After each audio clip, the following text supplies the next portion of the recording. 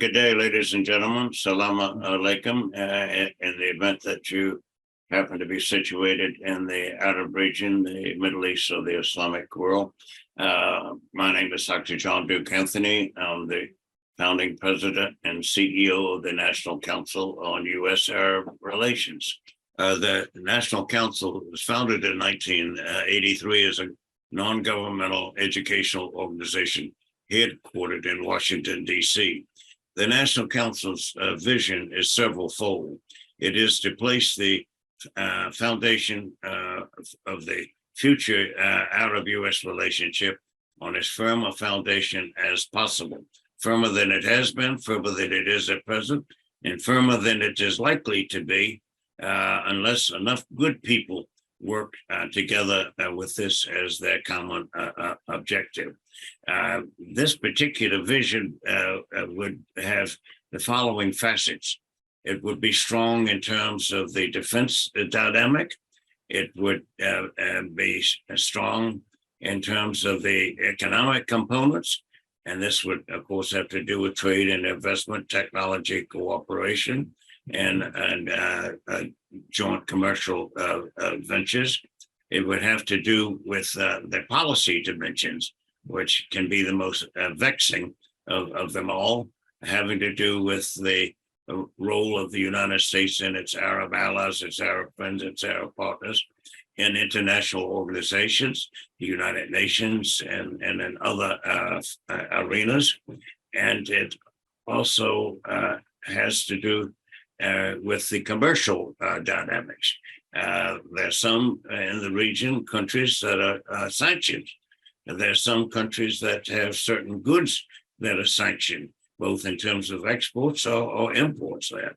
And so there's a constancy of challenge in this particular regard for all of us. And then last but not least is a defense dynamic, and that is to protect all that we have achieved.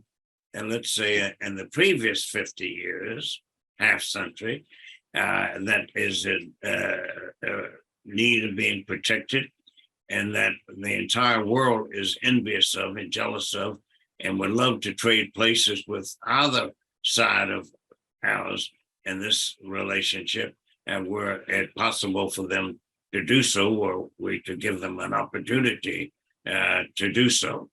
So that these aspects of it, the strategic, the economic, the commercial, the policy, and the defense amongst the vision. The means to obtain these goals can be reduced to one word, and that's simply education. And here we have a diverse range of programs, projects, events, and activities, inclusive of publications, an annual Arab-U.S. Policymakers Conference, a year-round youth leadership development program in 24 cities throughout the United States, training the emerging generation of Americans and others who will be tasked with managing this relationship, and then having a year-round series of internship programs and webinars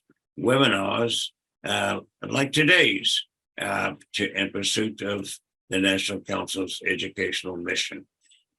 We're gathered here today as part of one of the National Council series in which we offer what we like to refer to as a cerebral massage, where we focus on issues and challenges that are little treated in the mainstream media, and to the extent that they are treated in the media, they're insufficiently or ineffectively addressed in the mainstream media.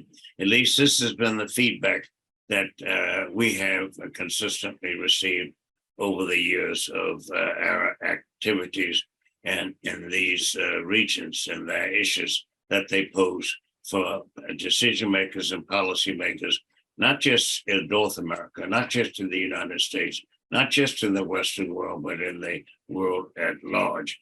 Although this one in particular focuses on the Western component of those prisms. We're joined today to focus on a particular topic that is as bold and risky as it is challenging and exciting. And that is namely, how can we assess what 2050 is likely to look like from the vantage point of where we are here in 2023. One may say that to even ponder the prospects and to think that one can contribute something intelligent about answering the question is tinged with arrogance. Well, so be it, but it's also laced with ignorance. And the two laced together, if they're not addressed responsibly by responsible people who are well-intentioned for problem solving, will get nowhere. And so to that end, we are joined today by four like-minded sister organizations that have been in this business for quite some time, more than half a decade in the case of some, and certainly decades in the case of all. These in order of alphabetical sequence of the American Near East Refugee Aid, Inc., otherwise known to aficionados as Anera. It's also the Middle East Institute, which is the oldest one of the Washington, D.C. Based organizations. There is the Middle East Policy Council there, which is the next to the newest. And the newest of all is the Washington Center for Yemeni Studies.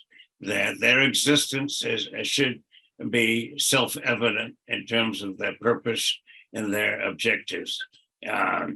We will be focusing on matters pertaining to defense cooperation, the economic prisms having to do with energy and business, and we will end up focusing on elements of the dynamics of youth.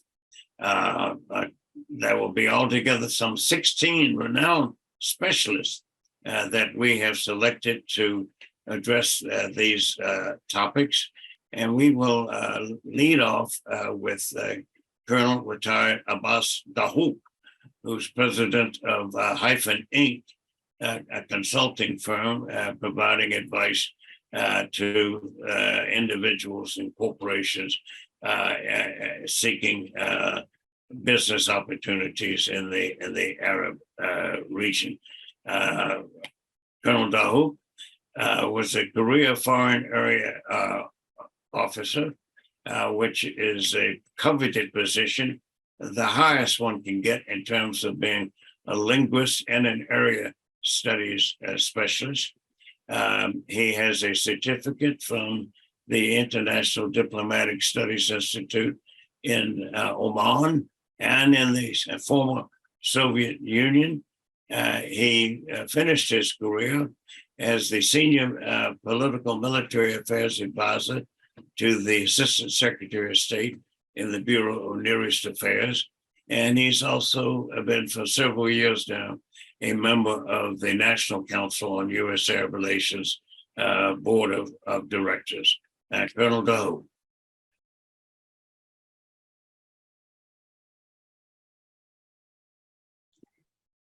Well, good day to our viewers near and far. I am Abbas Dahouk. I'm a member of the Board of Directors at the National Council on U.S. Arab Relations.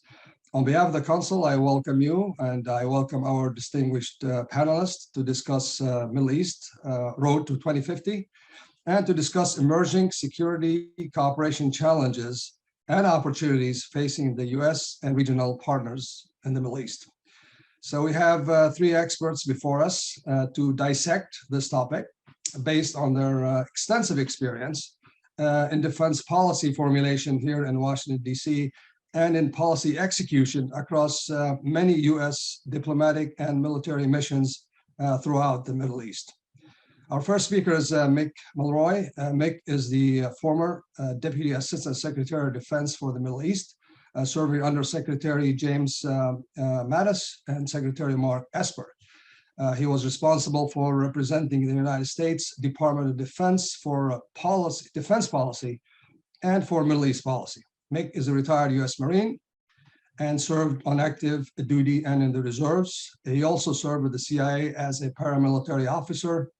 He's currently senior fellow for national security and defense policy with the Middle East Institute and an ABC News national security analyst. He's also the co-founder of the Lobo Institute.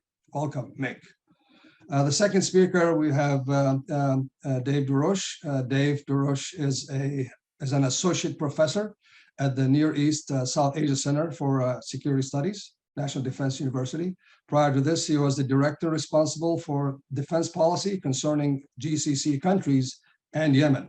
He has served also in the Office of the Secretary of Defense as the DoD liaison to the Department of Homeland Security, as a senior country director for Pakistan, and the NATO operations director and the deputy director for peacekeeping.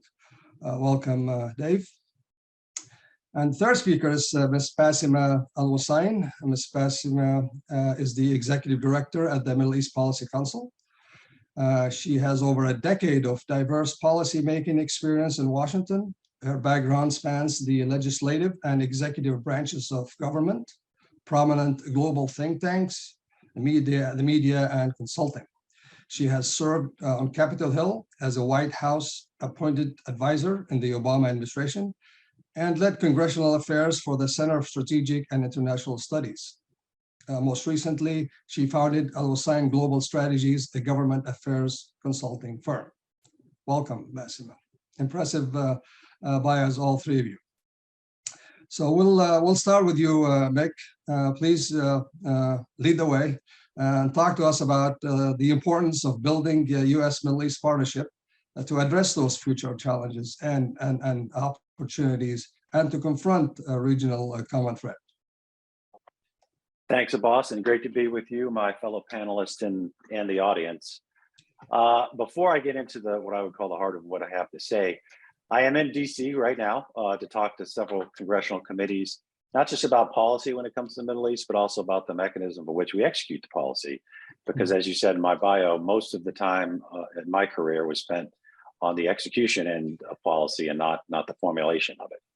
So I'd start with that. One of the things that specifically when it came to Afghanistan, but it would also be true of Iraq, is the way we went about building partner forces. My business partner, who's a retired Navy SEAL, and I wrote a paper called A Tale of Two Partners. And what it did is it looked at, in some circumstances, we tend to try to create militaries that look very much like ours. And in other circumstances, we tend to make partner militaries that look very much like they're designed to beat the common enemy, but not necessarily to eventually end up looking and being like the U.S. military. And from our perspective, the latter, specifically when it comes to a lot of the counterterrorism operations, is more effective. So we call the mirror image one is when we tend to try to create militaries that have the same capacity as the United States military. And when we depart, a la Iraq, I think 2011, and then of course the fall after we departed from Afghanistan, the military quickly fell apart because very few countries, even on the countries that we would call superpowers, can match the extent of the U.S. military. So very quickly it falls apart. Replacement parts are too expensive. The technicians aren't there, and it just doesn't work well. So I'd start with that, and I would use Syria. We use Syria, I should say, Eric and I, as an example when it came to the defeat of ISIS. And this is not talking policy. This is talking the mechanism. Defeat of ISIS was more in line to building a partner that could potentially sustain itself if the U.S. had to withdraw. And part of that is using a very small U.S. presence during the time of the conflict. So, and I never served there, so I give him props. I did actually, but not in that campaign. So I'm giving props to the men and women of the U.S. military, and of course our partners in the SDF, that really highlight this type of approach what we call the tactical advantage approach when it comes to the US's engagements in these type of conflicts. So if you're interested, it's called Tale of Two Partners, and it's Eric Ulrich and myself.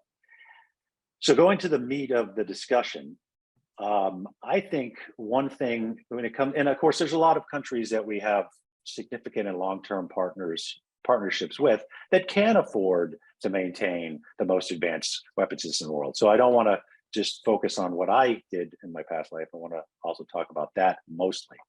And I think what the United States, has to do a couple of things. One, we got to stop talking about pivoting from the Middle East. I don't think the intent, and I've talked to plenty of people. I have a lot of friends in the current administration. I tend to not be partisan, so it gives me the ability to do that. I don't think they intended it the way it came across. We have a national security strategy that prioritizes, China, Russia, rogue states. So the term pivot, I think, was a reflection on we need to make sure that we're not just focused on counterterrorism, but we're also focused on what we consider more existential threats to the United States. So I get it, but I think it came across to many partners as literal. When you pivot from something, you turn away. And I don't think that is a good idea. I don't think that's what they intended, but they do need to make sure that that's not what the lasting impression is. Because from the United States perspective, I believe the Middle East will always be very important to our national security, and our partners need to realize that we're going to be in it in the long run, diplomatically, economically, and in the security sector. So on the security sector, I think one of the things we could do, and retired Lieutenant General Sam Money and I just penned an op-ed. We haven't put it out yet, so if anybody here wants to put it out for us, we'd appreciate that. It is specifically talking about what's called the major non-NATO allied status. And for those who are unfamiliar, which I would imagine most people watching this will be familiar, it's, we have NATO, of course, which is very difficult to get into and quite frankly, very specifically focused. And I think in the late 80s, we started trying to come up with another category of people to be able to push back against the Soviet influence and bring people more in line with the U.S. And I think it was certainly a good idea, but by talking to a lot of our partners, including partners that have that status, it does not meet expectations. And so many view it as, they're not going to turn it down, that it doesn't meet what people would think when it comes to a category that's designated like this.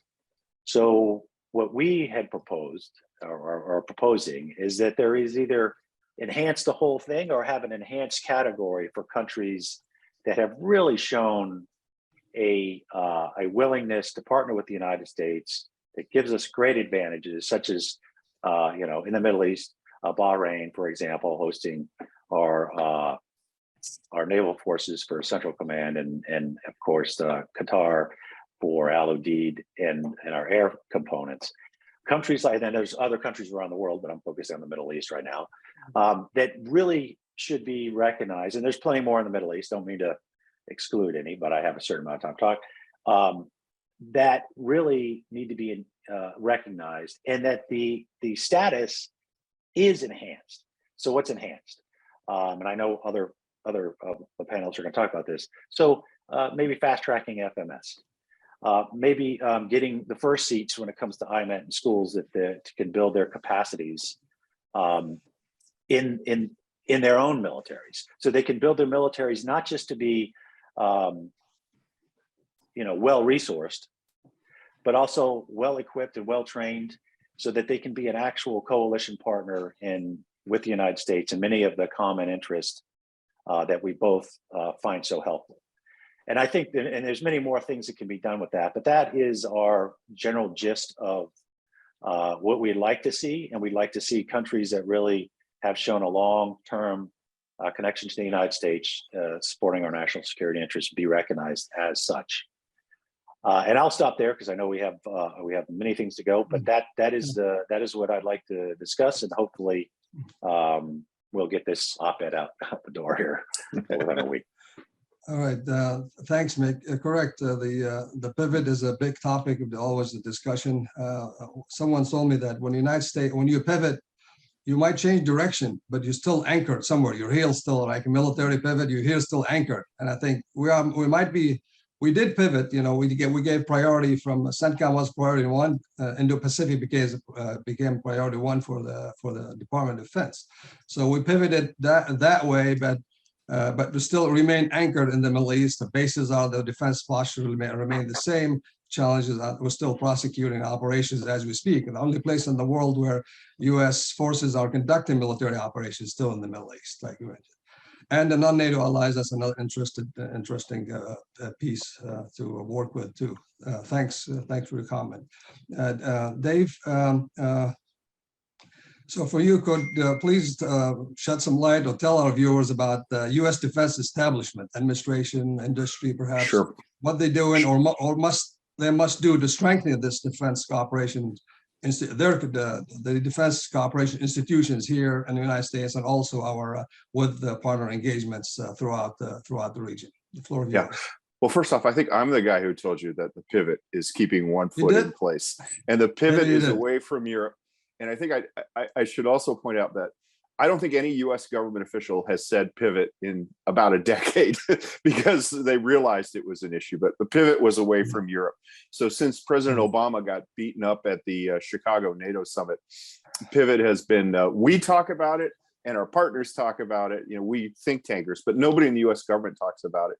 And I'd like to thank Mick for mentioning the Syria campaign. One of the things that wasn't in my bio, my last job in the Army, I was deputy commander of the Center of Military History. And just a month ago, the Army has published an official history of the actions against Daesh, which is record speed for an official history. It's probably a preliminary official history. It's available online. So the conflict with ISIS, feel free to download it. It's not too thick, and it has all the rigor that you would expect of a CMH publication, Center of Military History. So it's really just a bonus to have a historical rigor so close to the incidents described with the same standards that you'll see in the U.S. Army Green Books, History of World War II behind us. So what I want to talk about is our partners' ambitions and the state of the U.S. administration, defense administration, the state of U.S. defense industry. And, people like Mick and myself, are able to maintain contacts in the department regardless of party. Mick was a Republican political appointee. I came into government originally as a Democrat political appointee in the Clinton administration. But, the issues are the same. They really do transcend party. And what I'm going to talk about are trends that have occurred beyond the political that are affecting Americans' ability to interact with our partners and our partners' desire to interact with us. So the first one is that cooperative institutions, the United States is at a point, and the Ukraine war has really driven this, where we realize that most of our assertions in building our defense industrial base and our partners, whether these are partners modeled on us or partners modeled on a more appropriate model, as the last speaker just said, we've assumed that precision will make up for defects in mass or deficiencies in mass, and that building one hyper-precise missile can solve it. And this is in part the way we think. We're conditioned by movies. If James Bond kills the one guy with the white cat, then the bad guys are over. And we don't recognize that a lot of times we're fighting networks, we're fighting decentralized things.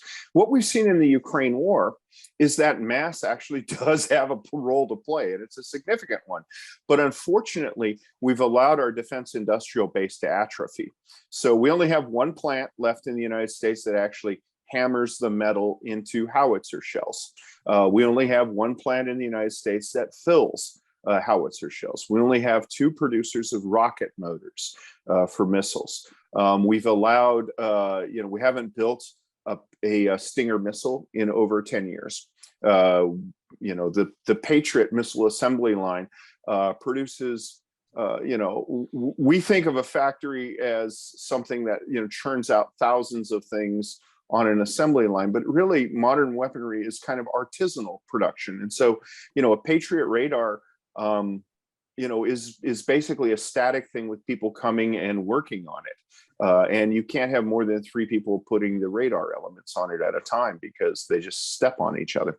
So what we're seeing, and our partners are in worse shape. Britain has completely lost the ability to make rifled cannons because they figured, well, you need our missiles. And so the skilled craftsmen who operate machine lathes and drills and stuff like that, those guys retired, or they died, or they found other jobs. And you can't just hire these people. Welders is a shortage across that. So the reassertion of mass is a big issue. And what it means is that a big country like the United States has a much bigger role to play if our partners recognize that and want to interact with that. The second thing is, and this is somewhat contradictory, is software has increased itself as a proportion of weaponry. So if you look at a World War II fighter aircraft, it has almost no software. There's a hardwired algorithm that controls the Norden bomb site, but that is not something that can be exfiltrated over the internet. Nowadays, we're looking at the Joint Strike Fighter, which by some estimates is as much as 70% software. And what that means is, at exactly the same time that many of our partners want to develop their own defense industrial base and want to see enhanced production, they want us to give them stuff, give them the training, but get out of their way. We're actually having to impose more restrictions on how things are used, how they're transferred, how they're stored, and who can be allowed to be even on the same base with them, because we're worried about this software, which is now becoming the essence of a weapon, being exfiltrated. So our requirements to protect our own weaponry that we export are increasing at exactly the time that our partners want them to decrease so that they can develop their own defense industry. And, and they are increasingly resistant to end use restrictions because they've seen a lot of loose talk in Congress about sanctions and, over the Yemen war predominantly, members in the think tank community in Congress giving the impression that the United States has the ability to flip a switch and the Saudi Air Force will fall out of the sky. So they're resistant to that at the same time that we have to increase it. And the third one, which is related, is that this is not just software in weapons. Stealth is a major component of U.S. aircraft. And that requires basically the operation in a more or less sterile environment. If you operate a stealth aircraft in an area where it can be observed, people can build up a database, particularly now with artificial intelligence and machine learning, really, to defeat stealth rather simply. One thing we're learning from the war in Ukraine, which the United States, I would argue, has neglected, is electronic warfare. Electronic warfare is a major player. Electronic warfare is more significant than air power in the Ukraine war. And what we're seeing is that electronic warfare is extremely software dependent. It's extremely frequency dependent. It relies on factors that, if compromised, makes it relatively easy to modify it. It has a huge effect, provided that you can keep the frequencies, the algorithms, the software segregated. And so again, greater end use requirements, greater security at exactly the time that our partners want us to lessen these requirements and allow them to absorb it. So what we're looking at is a period where, not by US policy, and the consensus on this is bipartisan, but rather the developments of weaponry in warfare, as seen most recently in Ukraine, are leading to conditions where our ambitions and our requirements to secure and produce modern weapons are coming into conflict with our partners. So to quote the great philosopher Betty Davis, fasten your seatbelts, it's going to be a bumpy ride. Thank you. Thanks, Dave. I know you mentioned the previous, the precision versus mass. This is it's been for a long time, even during the Cold War, right? Russians all about mass, United States all about precision. I think what we're seeing today is precision versus near precision, because we still have the edge on precision, but my God, a lot of people have it too now. Chinese, Russians, even local manufacturers, different countries, they are not precise, but my God, very close. So now you have precision versus near precision, I think. And then the point on manufacturing, that's a spot on. I think we are behind. United States seems like behind and enabling our partners to do co-production with us or just build with us on some of these high use caliber weapons like artillery shells and Stinger missiles and so on. So, thanks for your comments.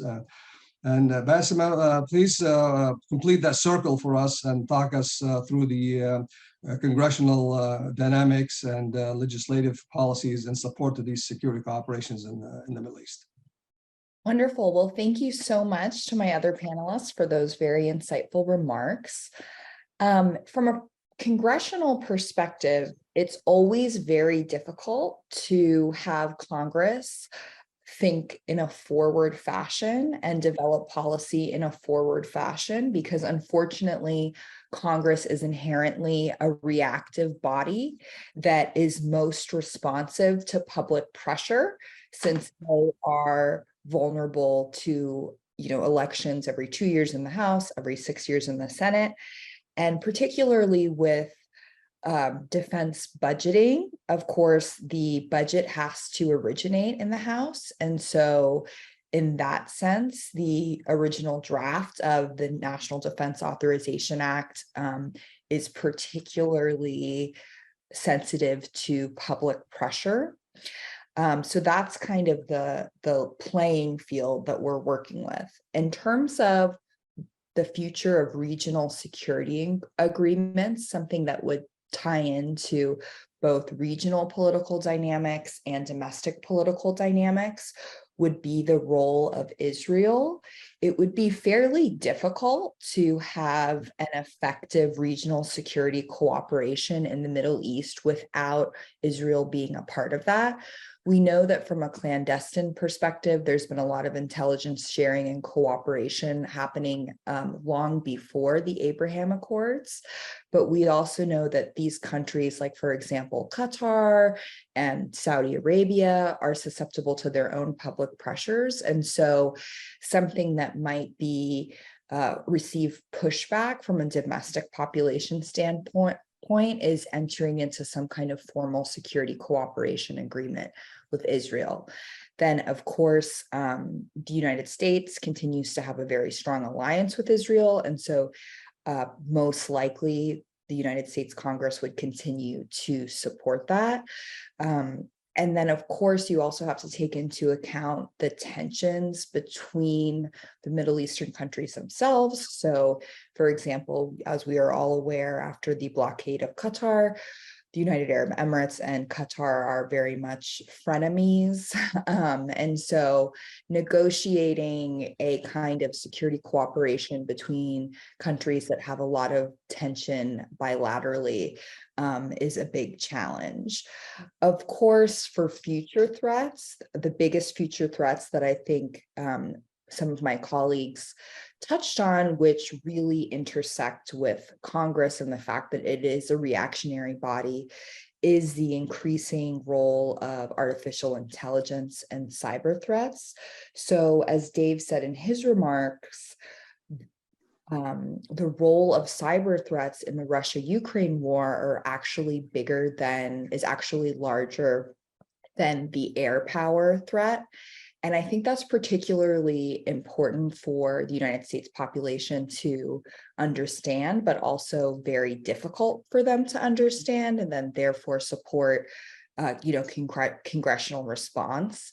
That also raises some larger questions in terms of, that are rooted, I guess, that would be more rooted in just war theory, is if there are, offensive attacks that are done predominantly on the web, would that justify a traditional military response?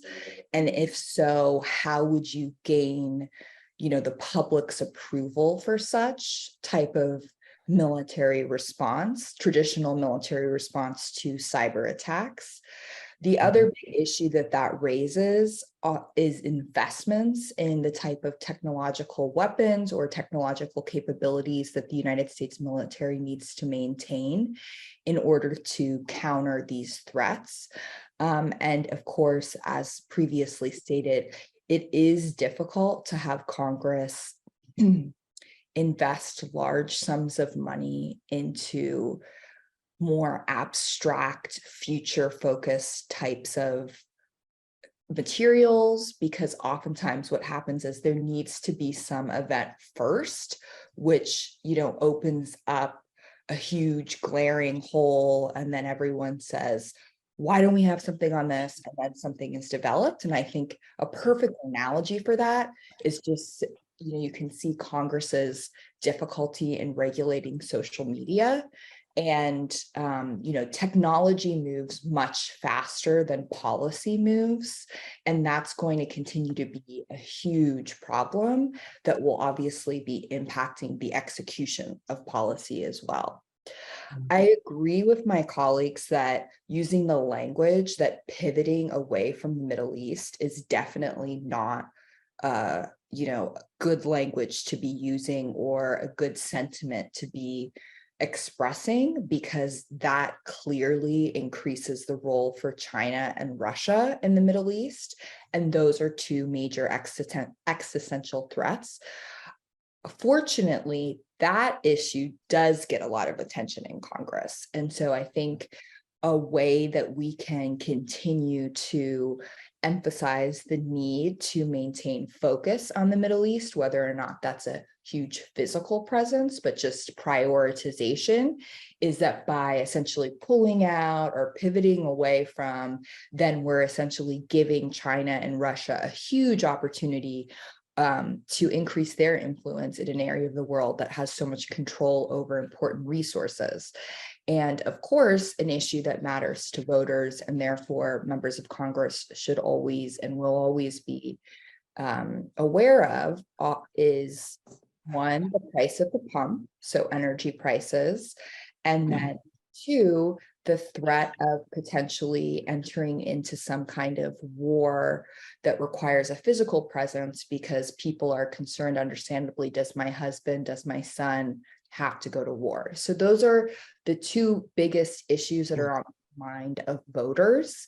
And as you can see, that's very far away from some of the more complicated regional dynamics, especially when it comes to cyber tech and AI. And so you have to really work on marrying those two issues and taking these, really abstract kind of threats and trying to break them down into kitchen table issues for the American public, so that therefore members of Congress are reactionary to that.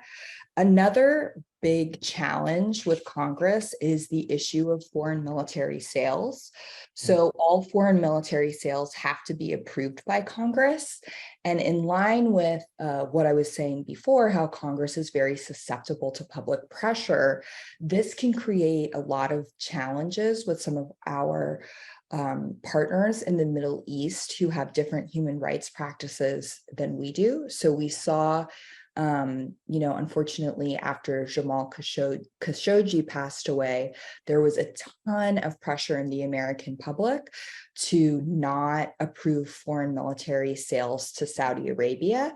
And as a result of that, there was a temporary pause on those sales. And so Congress, and therefore the foreign military sales element of our assistance, our military assistance to our regional partners, is always going to be a little precarious and a little unreliable.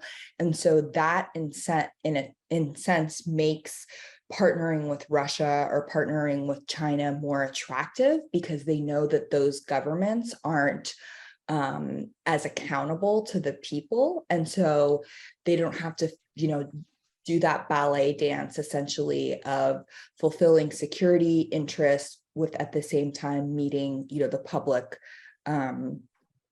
public's demands. And as I have explained in the past on different television interviews, when a country starts purchasing weapons from Russia or China, not all of those systems are necessarily compatible with U.S. weapon systems. So I've given the analogy in the past that, like, if you had a BlackBerry versus an iPhone, or an Android phone versus an iPhone, once you buy one kind of technological system, you tend to stick with things that are compatible with that system. And so that's why, we really want to try to avoid, to the extent possible, sales of weapons technology from Russia and China to the Middle East. However, that raises another security concern, because let's say, for example, we were successful in selling 100% of the technology that the Middle East were to consume. That raises a number of vulnerability questions, because what kind of weapons and technology are we sharing with our regional partners, and what are their internal security mechanisms in terms of, if there's someone who works at certain facilities who is not loyal and shares this technology with a rogue actor. And so it's a very delicate balance in terms of weighing what is the proper balance between, having these countries utilize our weapons because we don't want them to become dependent on Russia and China, but then at the same time, the question of how much technology are we sharing with them, and at what point does it make our own systems vulnerable? So I think those are the biggest issues that Congress and the American public have to consider. And my colleague Mick suggested or commented on the idea of potentially fast tracking foreign military sales. And so what that would require is Congress would have to pass fast track authority, which is something that they do with trade agreements. And what that means is that members of Congress would simply just have an up or down vote on whether a foreign military sale goes through, as opposed to leaving it open for tons of amendment and tons of debate. That is something that is definitely very valid and worth discussing, worth Congress to consider. And but again, that leaves Congress very susceptible to public pressure when a big event happens like Jamal Khashoggi. So in that sense, if you wanted to insulate foreign military sales from major public pressure, if a big, global event that's getting tons of media attention happens, then it's better to have the foreign military sales as part of the National Defense Authorization Act. So it's just one piece of a larger package, because then, it's harder for the American public to say, we shouldn't fund the military, we shouldn't fund military operations at all, just because this one event happened in this one space.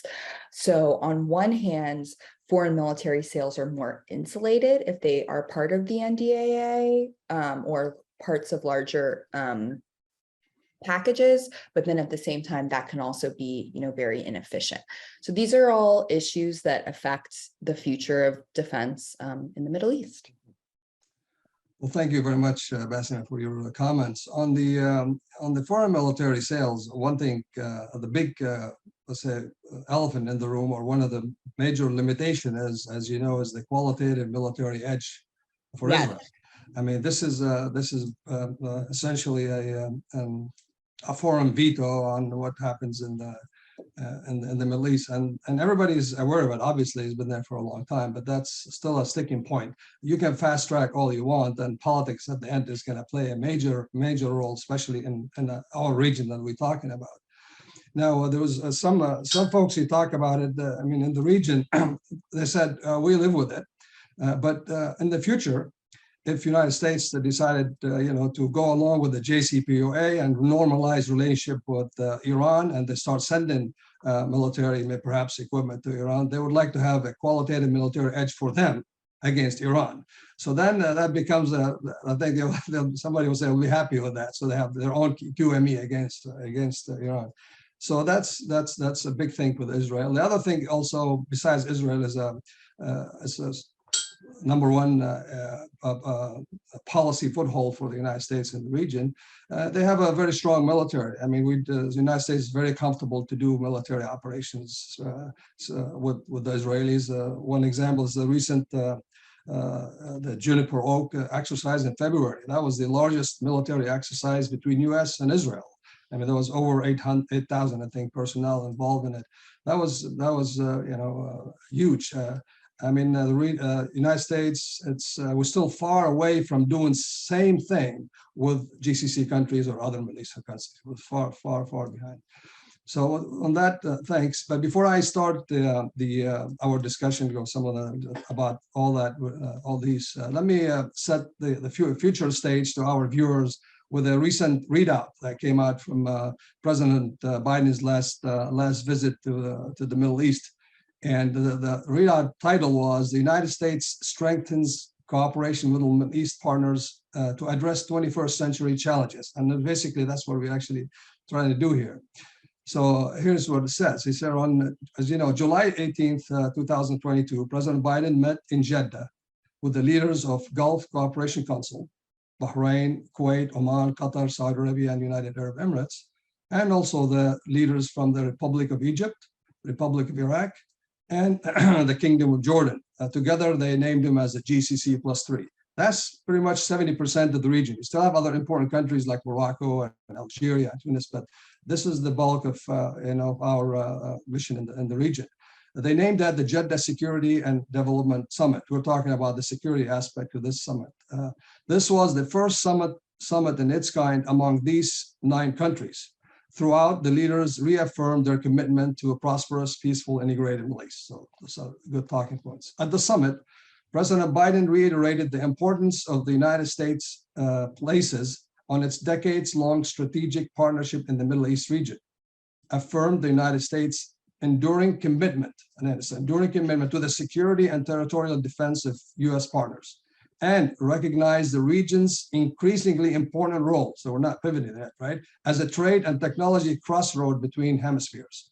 He also strongly affirmed the centrality of the Middle East region to the long-term security and prosperity of the United States and the American people.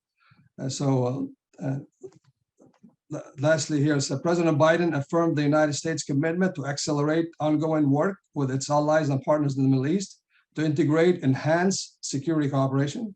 In particular, the United States is committed to advancing a more integrated and regional network air and missile defense architecture, and countering the proliferation of unmanned aerial systems and missiles to non-state actors that threaten the peace and security of the region. President Biden also reaffirmed the U.S. commitment to preserving the free flow of commerce throughout strategic international waterways like Bab el-Mandeb, Strait of Hormuz, through which 40% of the world's energy passes every day, via multiple joint naval task forces in partnership with longstanding U.S. partners integrated through United States Central Command. So looking back at this, I mean, this is perhaps the same emphasis, same talking points for a long time. And now it seems the administration, while we talked about rebalancing, pivoting, and all that, disengaging from the region, the 2 big topics that keep coming up, which is integrated air and missile defense, and also the maritime security. On maritime security, we still have the largest maritime presence in the world. Not only the Fifth Fleet, you have, I think, a coalition of over 34 countries that still patrolling those waterways around the peninsula. So, so with that, I think since we talked about maritime security now, and we talked about integrated air missile defense, and at the same time, we see the real normalization between some of the Gulf states like UAE, perhaps with Israel. I know this is just maybe it's a very strategic question. How do we see this, at least in as a subset of the normalization of a subset of the Abraham Accord? So this security cooperation between the Gulf states, especially Saudi Arabia and UAE, with Israel on the air defense piece and countering proliferation and on the maritime security.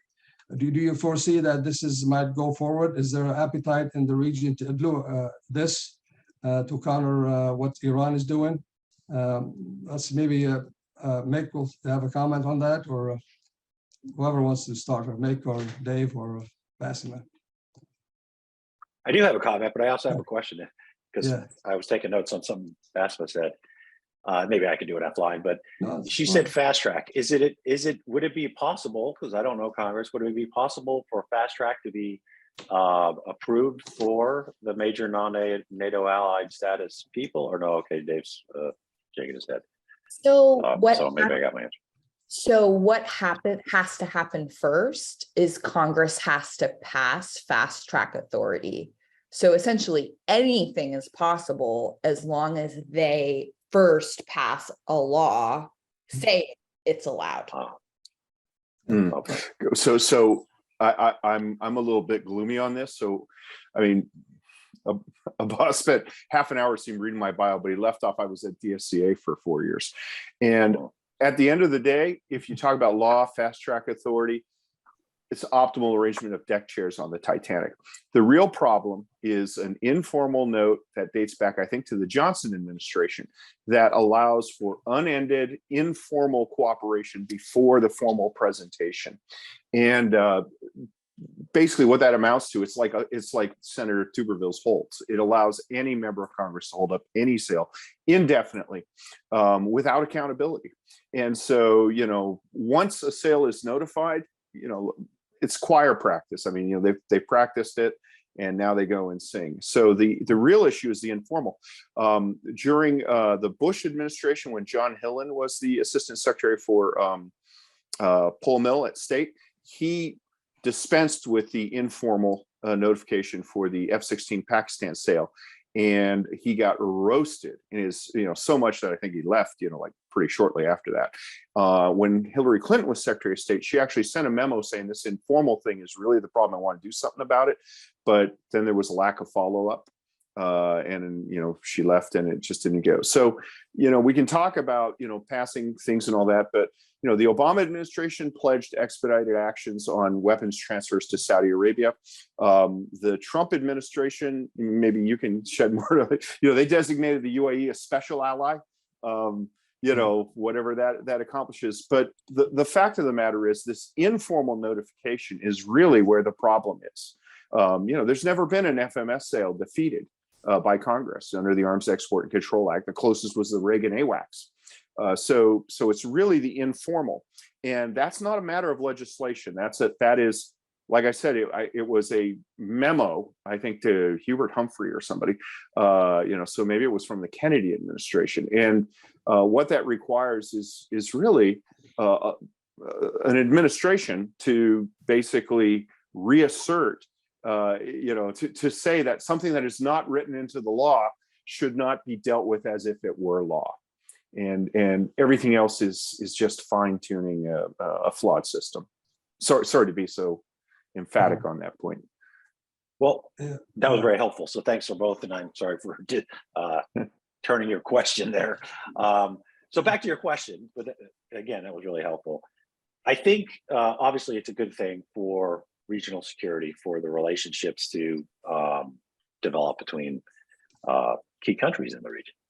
I'd also say that during the Trump administration, one of the tasks that we had that didn't work out the way we wanted was what was called MESA, the Middle Eastern Strategic Alliance. And that was a concept that had all components, diplomatic, economic, and security, trying to get different countries to host certain, although the term wasn't appreciated, I think everybody understands it, centers of excellence that dealt with things like air and missile defense, maritime security, counterterrorism, border security. I can't remember the last one, but that part was never controversial. At least in my, I went around with General Zinni, retired, who was one of our ambassadors for that. The security side was always like, yeah, we could do that. That's a great idea. We need to have best practices and have these things that we considered the biggest threats to collectively, the group, and then countries, individuals. It was the other parts that seemed to be controversial and, diplomatic. We had the RIPS at the time. Economic, countries are very different in their economic needs and the way they want to go forward. So I would hope that that component, and I'm sure they would not call it the same thing, could go forward in some form or fashion.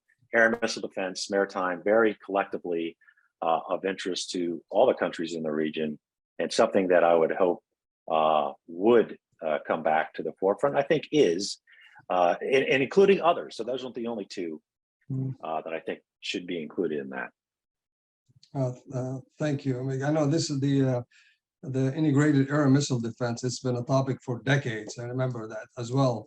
And I mean, the first component of it is to agree on an early warning system within the GCC, at least GCC countries. Now we're talking about also to integrate Israel, because also they have their own sophisticated system. That's still, we're not there yet. It's still, it's all, we hope and you know, some movement on this air and missile defense and the maritime security. We have a lot of presence, and we're doing a good work interdicting ships and all that.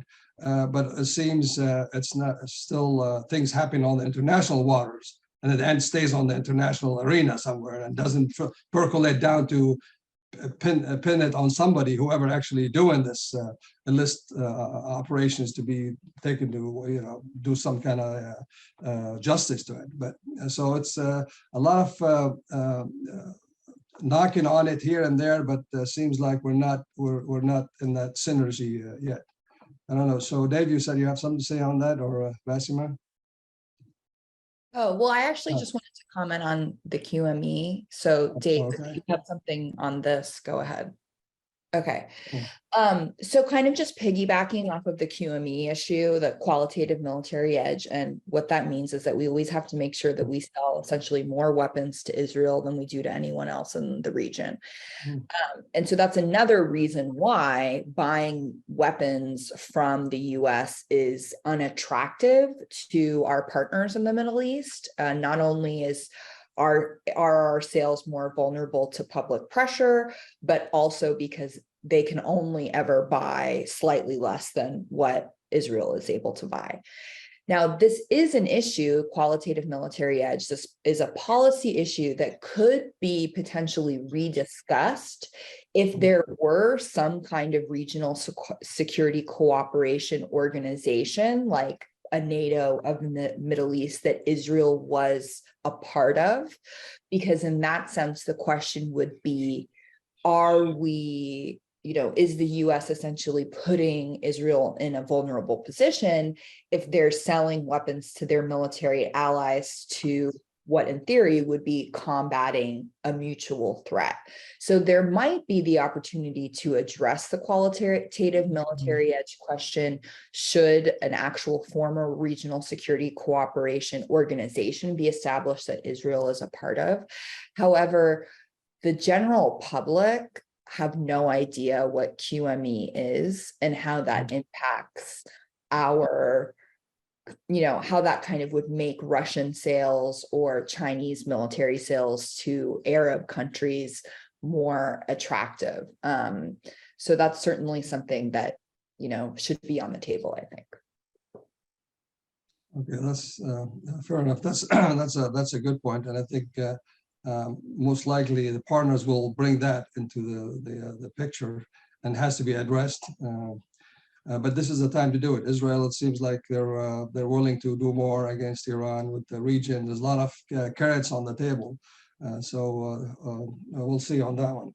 On the Dave, you talked about the logistics side of this security cooperation, also the problems we face in the United States, especially right now trying to. It seems like we're desperate in Ukraine that we're supplying them with cluster bombs, bombs that some of the partners in the region, they wanted so bad to at least have it, not really to use it, just as a deterrence mechanism that, hey, look, United States, trust us with this munition, and not necessarily use it, just I guess as a show of force, but did not get it. So how do you think that in the next what can the United States do to to do more of this local production? I mean, we're not talking about technology, we're talking about just producing and stockpiling basic ammo.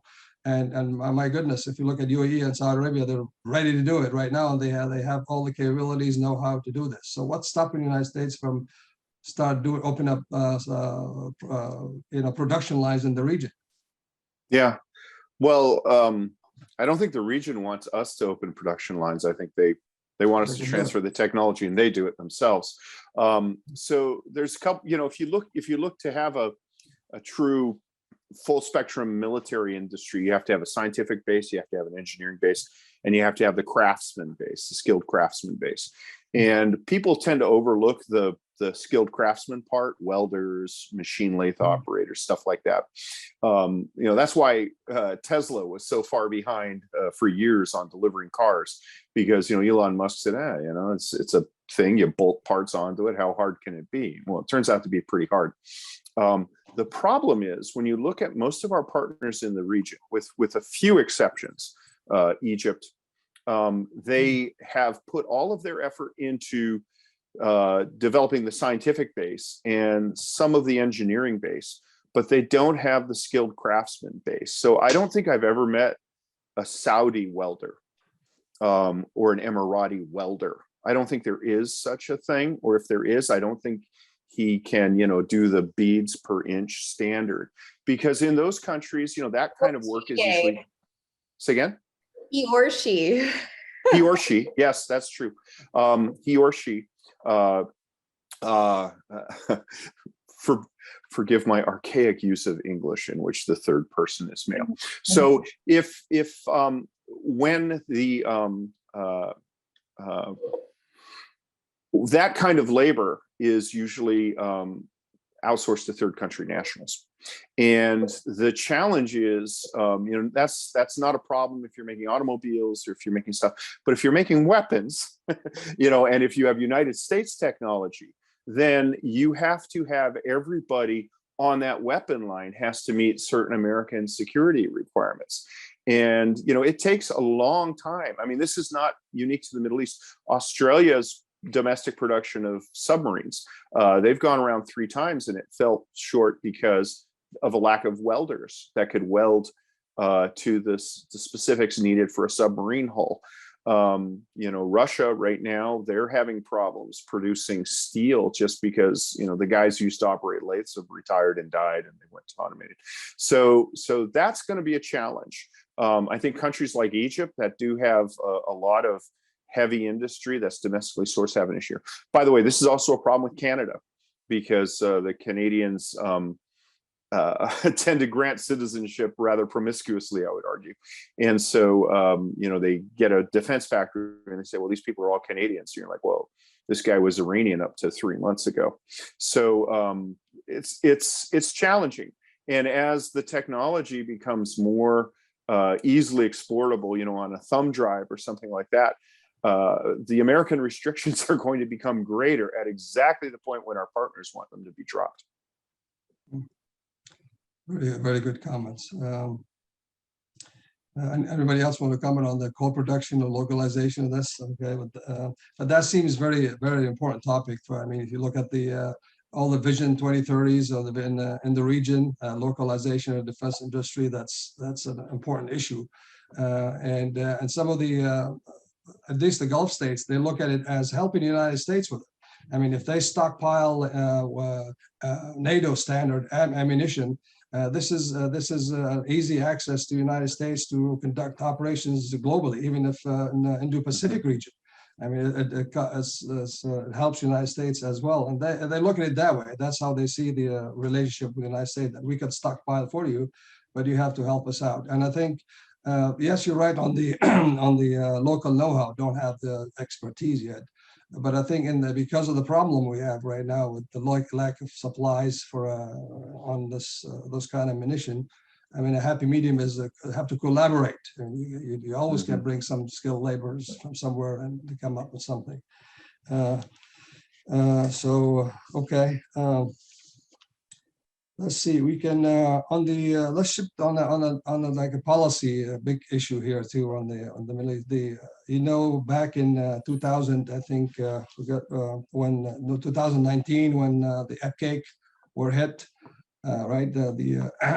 And administration didn't really react to it. I think President Trump said, "Well, this is not attacking the United States." And fast forward, there was also a major hit on the UAE.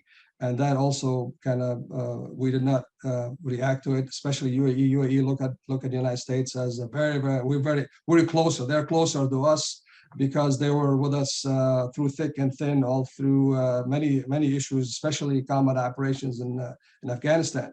A few people know that UAE started working with the United States in 2003. Was sending forces, so first small special forces, then expanded to land forces, and they're the only country that from that region to be with us and be like a trigger pullers too, like we say. Is there any? How do we?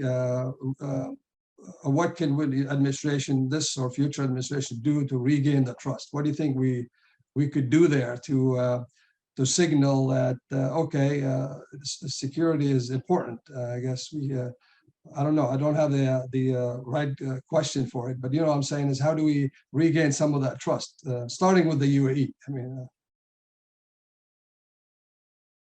Any takers on this? So I would double down on the what you just said about the UAE. They not only sent forces to Afghanistan, but they sent forces to fight. Right. Yes. That's not always the case. Sometimes they send to be, which is important, to be part of a coalition, and not necessarily a very active part of a coalition. But in that case, UAE absolutely did, and they absolutely did fight. I know a lot of them that did. So I think that's important to highlight. And so thanks for saying that. I do think that was a mistake, the way we reacted to those. Partners aren't just for when you need them. Partners also for when they need you.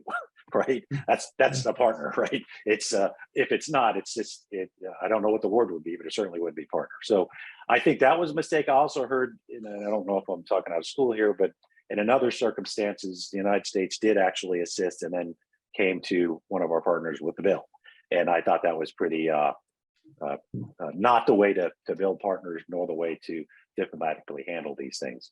So I would say that going forward, that shouldn't happen again. We need to show our partners that it is a two-way street. It's not just for when we are at war, we be in the United States. It's for when they are under threat, or and they have vulnerabilities. We need to be there for them. So. I 100% agree with Mick. I mean, we have to show that we're a reliable partner. Otherwise, again, China and Russia, it's just another reason to cozy up to another country.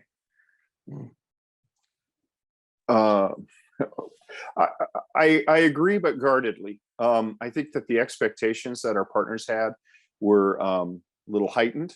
I was on Emirati television right after the attacks, and the questions I was being asked was, well, are you going to bomb the Houthis with B-52s or use submarine-launched cruise missiles? And I was like, well, we're not going to do either one of those. They were legitimately shocked. I think so. I think we need to, if we're not going to do something, we need to temper it.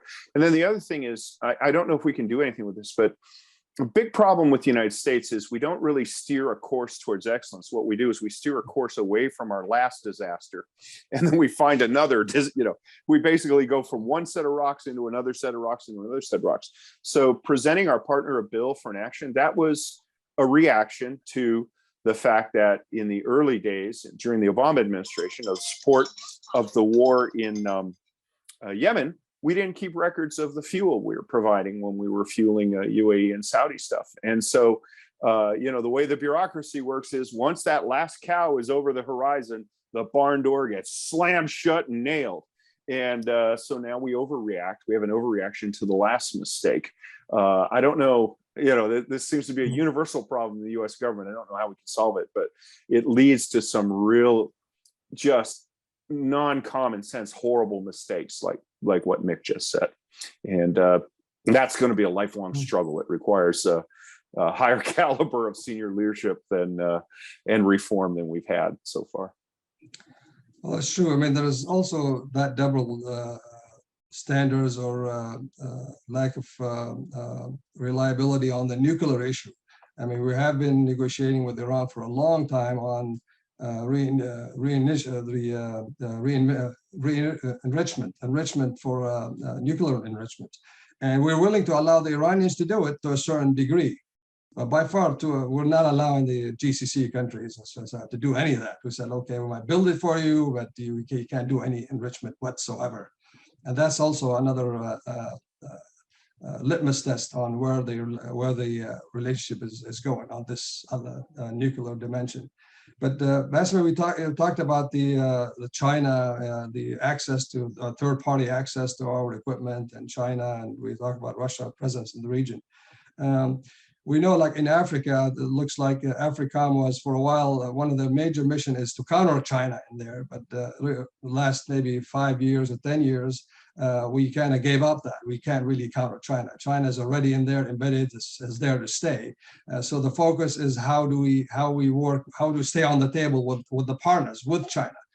We need to be with, and so we know who's doing what to whom. And it seems like there is also a mission creep going on in the Middle East.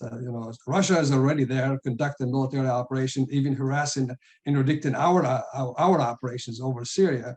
And you have, Russia, China is already in the Middle East, have many different construction contracts and port facilities, airports, and all that. And they have also equipment's already there, right? There's from the ADs missiles. They have, Saudis have artillery systems. Now UAE also have armed UAVs and so on. So how do we think we can? They're here to stay and they're expanding. So how do we balance that? I mean, how do we continue our security cooperation with and make sure they're fully capable, yet a portion of their equipment, portion of the new still with other countries. I mean, that's it's been a challenge, but how do you square that challenge there? So honestly, that is a very difficult question, because the fact that we operate in a democracy is always going to create some sort of, I don't want to use the term weakness, but structural barriers that the Chinese government and the Russian governments just don't have to face. I mean, again, if they want to, approve a contract or a military sale, I mean, it can just be done, right? The decisions are not so susceptible to public pressure. And so in that sense, we are inherently a less attractive partner because we are inherently less reliable. And so we have to essentially come up with ways that kind of compensate for that, because that is a vulnerability from their perspective. Obviously, from our perspective, we value democratic systems, and we're not going to not be a democracy in order to meet their hunger for faster weapon sales. But I think that goes a little bit to what Mick was saying before, and why it's so important for us to prove to be a reliable partner, because when push comes to shove, there are just inherent barriers to being a democracy versus being more of a totalitarian dictatorship type system. And I mean, even just recently coming back from Saudi, I've been to Saudi twice within the last 6 months, and what they've been able to accomplish with their infrastructure development and women's entry into the workforce, I mean, they have been able to do in 5 years what took us 50. And that's just simply because, they don't have Congress bickering over the details of an infrastructure package. They don't, the king can just say women are now in the workforce. It doesn't require organization, grassroots efforts, lobbying. I mean, all of that is so time consuming. And on one hand, it's a very important component of democracy. On another hand, from a different perspective, it can look extremely inefficient. And so, we are going to have to think what makes us competitive on a global sphere, where we're competing with other countries that simply just don't have those kinds of steps that are required to get things done. Okay, thank you. I mean, it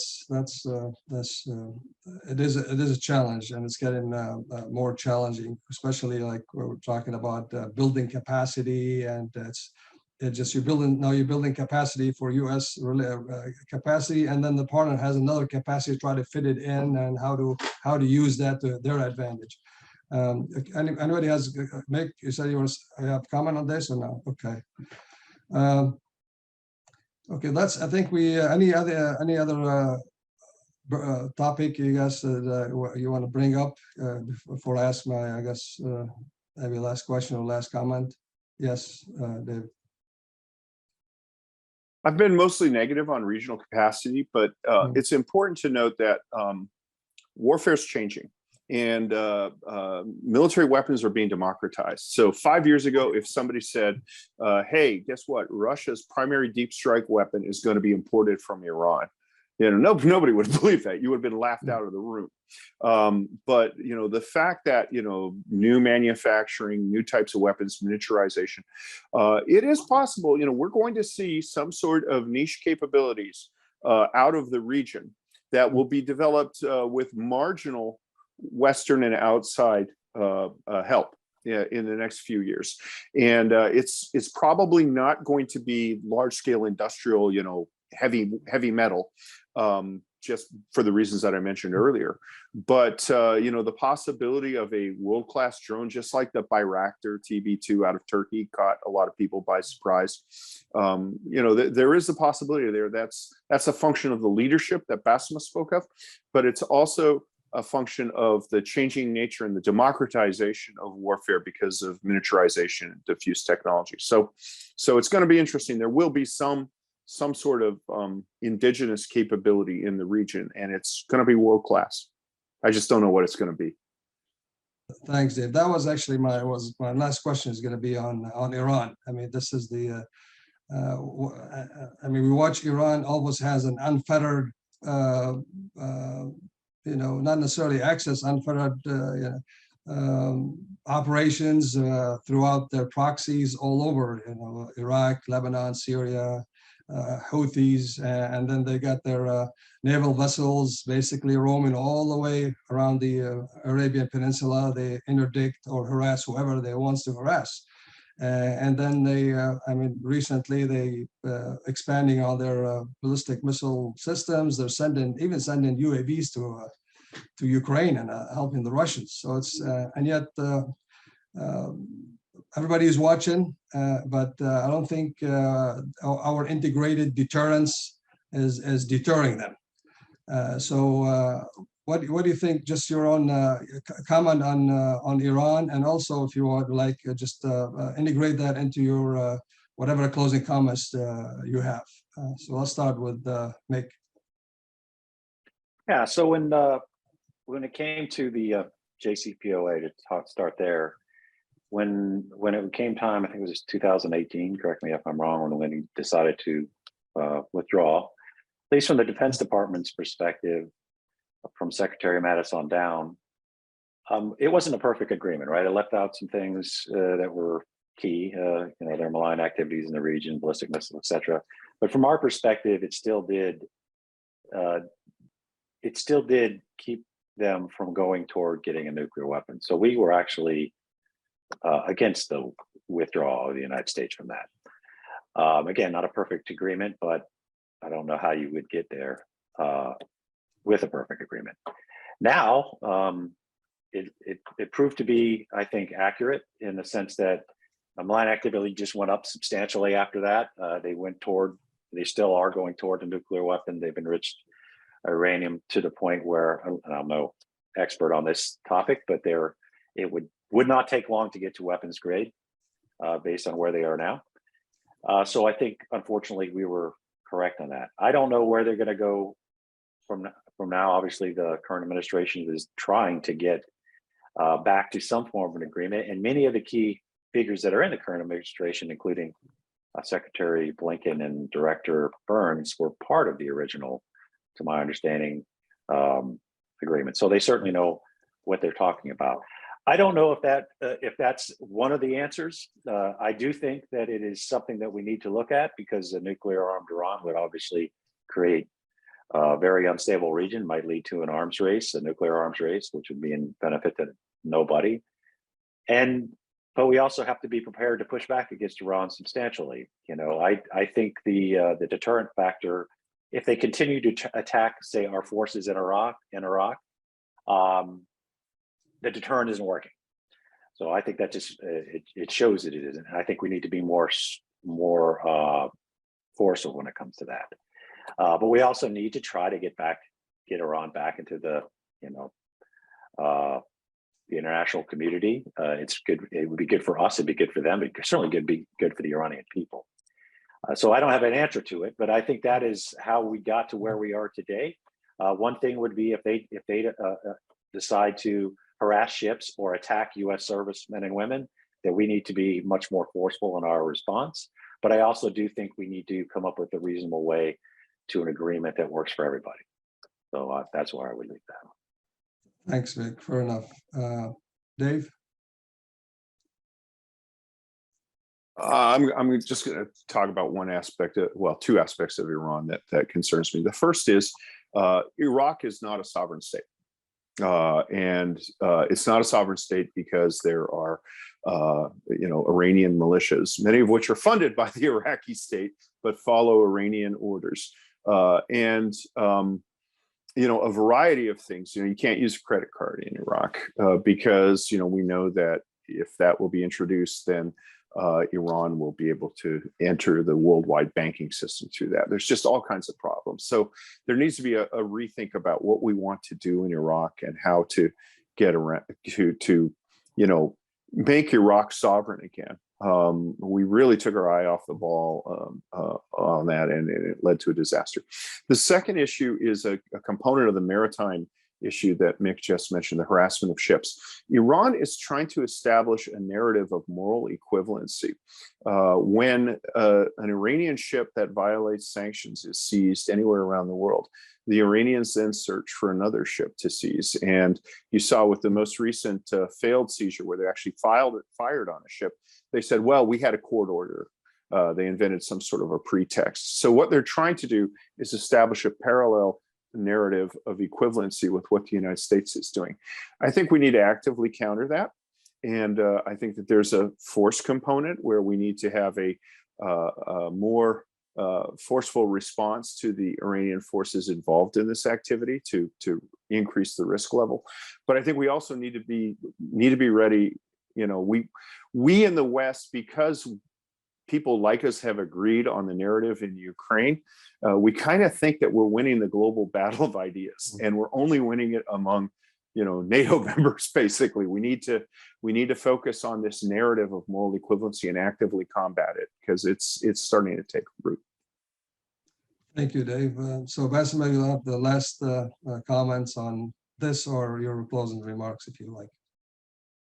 Thank you. Well, I just want to say that I learned a lot from the other panelists, and it's really been a pleasure being on with you. And I think, there are a lot of future issues that really come down to being weighed in terms of our values as Americans, and how we're going to navigate a world where not everybody subscribes to those values. And sometimes that can give them an advantage in efficiency and speed. Well, great. With that, I learned a lot too. Thank you for joining us on behalf of the National Council and the founding president, Dr. John Duke Anthony.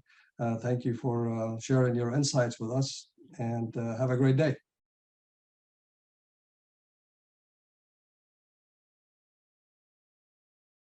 Next, we're privileged to have Dr. Paul Salem, who's the president of the Middle East Institute. For long, the Middle East Institute was seen as the storied educational institution of its kind, having been founded in the late 1940s. And it's long been associated with those Americans who have given their professional lives, whether in terms of charity, philanthropy, civic work, diplomatic work, foreign service officers, retired military personnel who in their retirement have wanted to do something that they could not do while they were on official duty, and that is to speak a little bit more forcefully and truthfully regarding America's needs, America's concerns, America's interests, America's goals and objectives in the Middle East.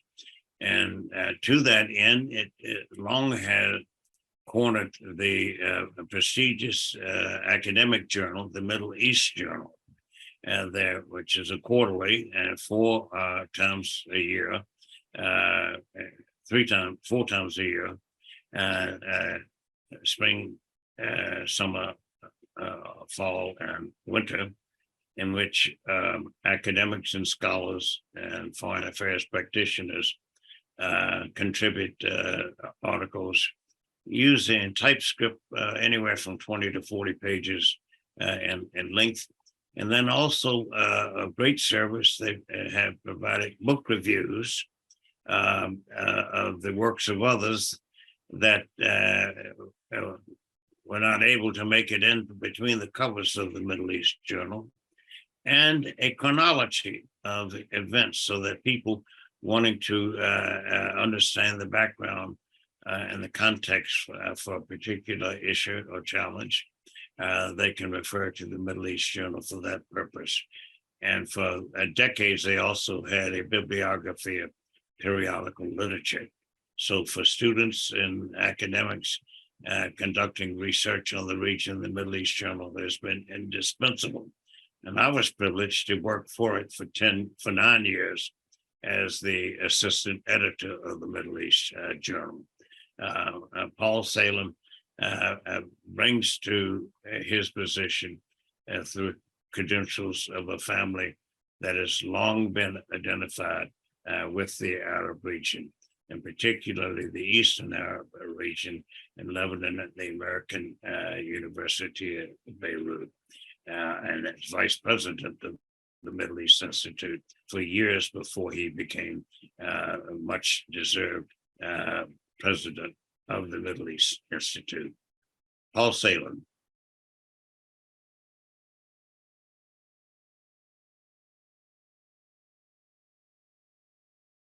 Hi, I'm Paul Salem, the President and CEO of the Middle East Institute. It's our great pleasure to be cooperating with the National Council for U.S. Arab Relations and other esteemed think tanks and institutions on the conference, The Road to 2050. The Middle East Institute has been around for over 75 years in Washington, D.C. It's the oldest Middle East-focused think tank in America, and we've done a lot of work over the past decades. But our focus and our attention is not on the past 75 years, but the future 75 years, the rest of the 21st century in the Middle East and North Africa, and as relates to U.S.-Middle East relations. In recognition of that, we launched a few years ago our Strategic Foresight Program, led by Steve Kenny, that looks at futures and scenarios for the Middle East and North Africa, for U.S.-Middle Eastern relations. And that's a program that also includes work with the United Nations, with technology companies and other institutions to try to look into the future of the Middle East and North Africa, to look for better pathways in that future and avoid the more negative consequences. It also motivated us to establish a climate program. This program is led by Dr. Mohammed Mahmoud, a leading expert on the topic, participated in COP27, COP28. We're very thrilled that the Middle East has been hosting these meetings, COP27 and COP28. The Middle East is a big player in the energy transition and trying to get away from hydrocarbons and towards a net zero future by 2050.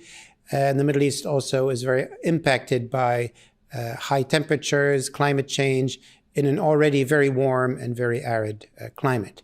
It spurred us also to launch an energy and economics program, which looks at the dynamics of energy transition, how the Middle East, both as governments and private corporations, are part of this global transition, and how the economics of the region interact with the economies in the US, Europe, China, and India, to produce more prosperity and to move both the region and the world forward.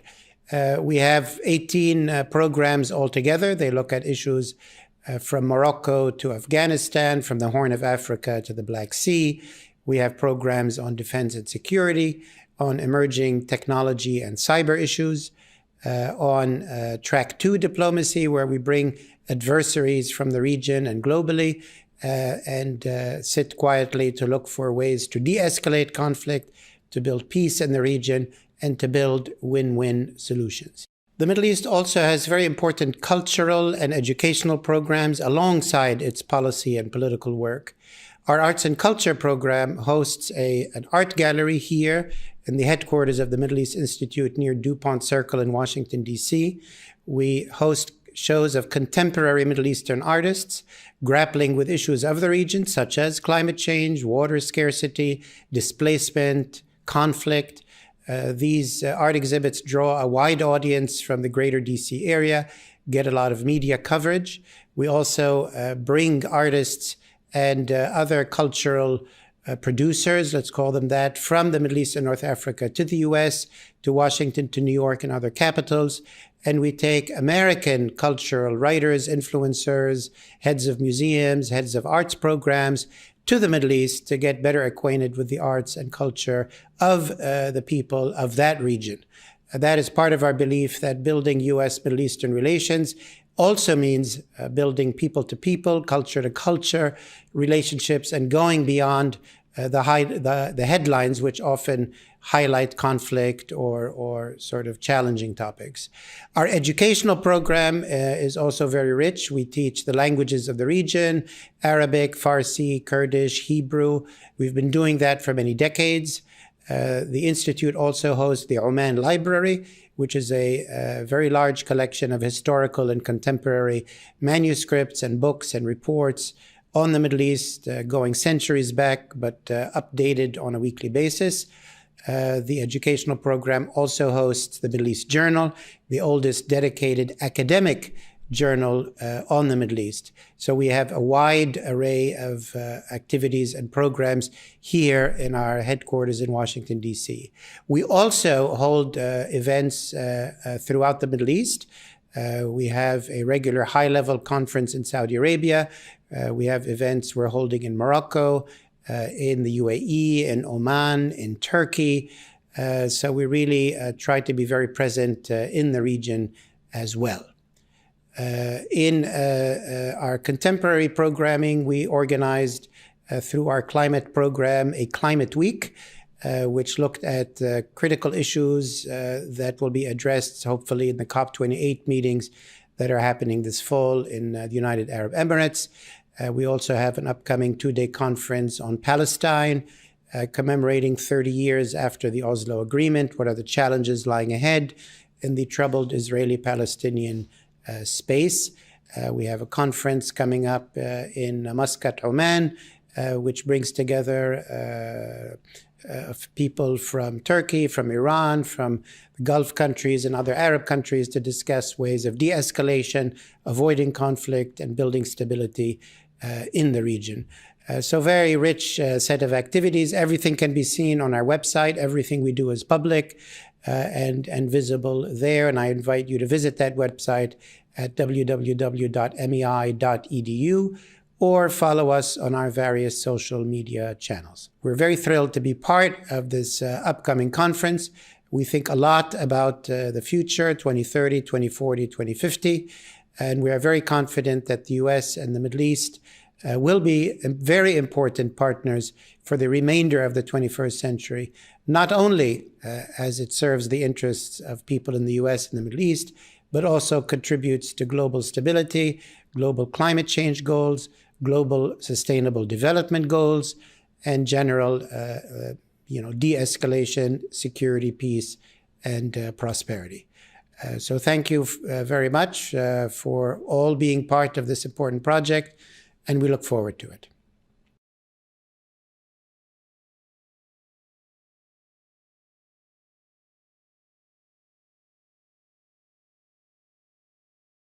And now we turn the next session over to one that will be moderated by Dr. Robert Mogul-Lenaki, who's the senior resident scholar at the Arab Gulf States Institute in Washington.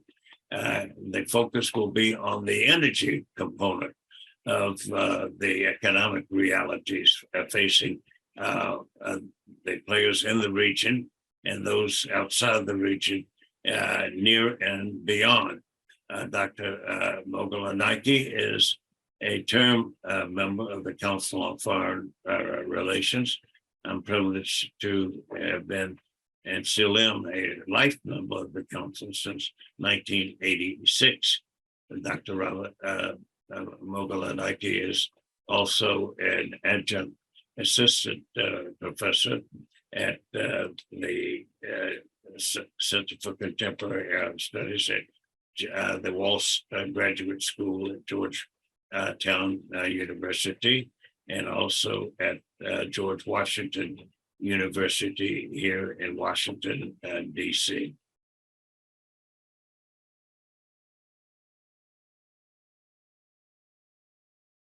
Hello, everyone. It's nice to be here today. We'll be having a forward-looking discussion about the economic impact of the energy transition in the Middle East. Of course, the energy transition is a critical process, and its implications for Middle Eastern countries are going to be crucially important. And this is not just the case for the oil and gas producing countries of the Gulf and those in North Africa, but also for the net importers of energy across the region. And the multifaceted impacts of the energy transition will not just affect fiscal budgets and the bottom lines of national oil companies, but it's also going to have a direct impact on the meso and micro levels. I'm talking about the impact on firms, on investors, and also the individuals and the people of the region. This is a very broad topic with many intriguing dimensions. So I expect a wide-ranging conversation today that will utilize the various expertise of the speakers who have joined us today. But we'll try to do our best to make a number of different connections between their expertise and the knowledge that they bring to the table.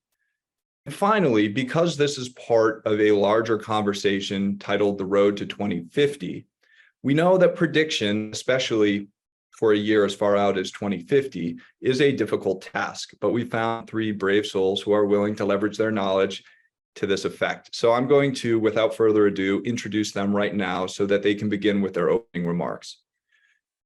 Our first speaker today will be Dr. Shahrukh Fardoust. He is a research professor at the Global Research Institute at the College of William & Mary.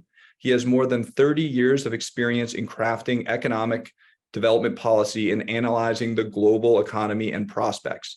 From 2008 to 2011, he was Director of Strategy and Operations for Development Economics at the World Bank and has held a number of other positions at the bank.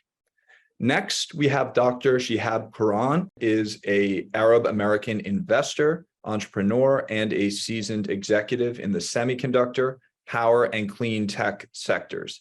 He founded and ran several private companies and served as an executive and board member at several public companies. In clean tech, he founded and ran Petra Solar, where he developed leading edge technologies and launched the largest solar electric project in the world in 2009.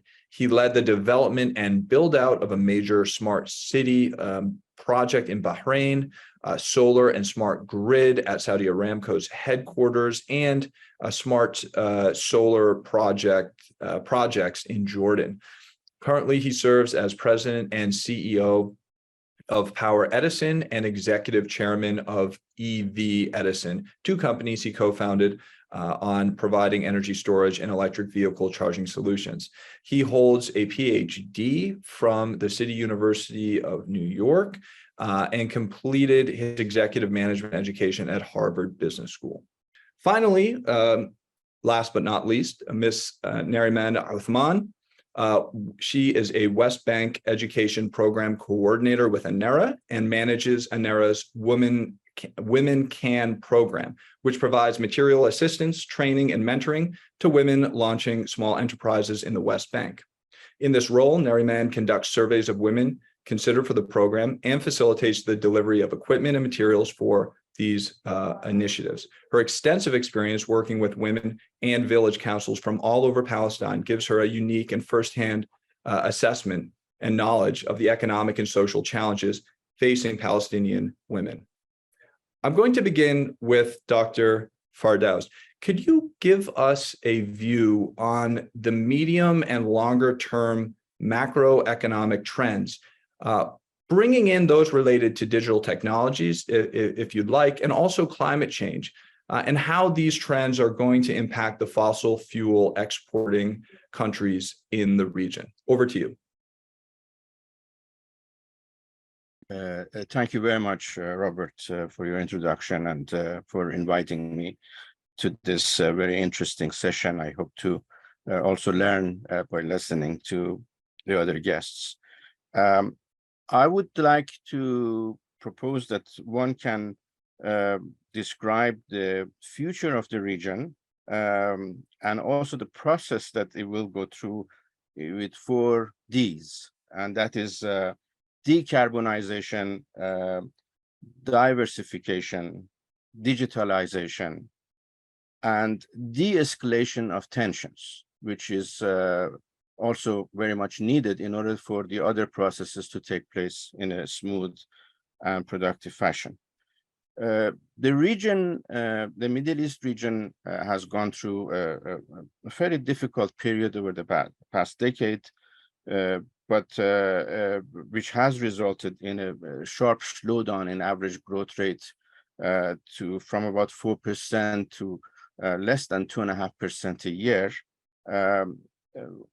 It is projected to grow around that rate of 2.5% over the next decade or so, if one looks at the latest projections by IMF and the World Bank, for example. Of course, the non-oil exporters in the region, such as Egypt, are expected to grow faster than that rate, maybe around 4.5% per year. Nevertheless, several analyses, including one recently published by the World Bank, indicates that potential rate of growth, that is the rate of growth of GDP that does not cause inflation, is slowing down worldwide due to lack of adequate investment and a slowdown in the rate of growth of labor force across the world. Of course, there are differences among countries, but overall, the average rate of growth in the world is slowing down from about 3.5% in the past 2 decades to about 2.5% in the decade ahead of us. Obviously, this is not determined to be the fate of the world. Things can change through better policies and higher investments and policies that increase trade and reverses some of the protectionist actions that have been taking place, especially between the 2 largest economies in the world, U.S. and China. So it is possible to have a better scenario than that, but this is what we have right now. The region is going through a very important transition that is through, I think the most important one of them is the decarbonization that is taking place around the world due to the climate change. And that has policy and also I would say both in terms of political and social impacts of it for the fossil fuel exporters in the region, because on the one hand, they themselves have to decarbonize their own economies, which have depended on energy and fossil fuel to a larger extent because of, they have subsidized it or because of the availability of it and so forth. These economies are fairly intense in the use of fossil fuels, and at the same time, fossil fuel exports are a major source, largest source of revenues for the governments in these countries. So while the rest of the world is also transitioning, the demand for the major exports of the fuel exporters in the region is expected to decline over time. I mean, we don't really know how fast. It depends on availability of alternative sources of energy.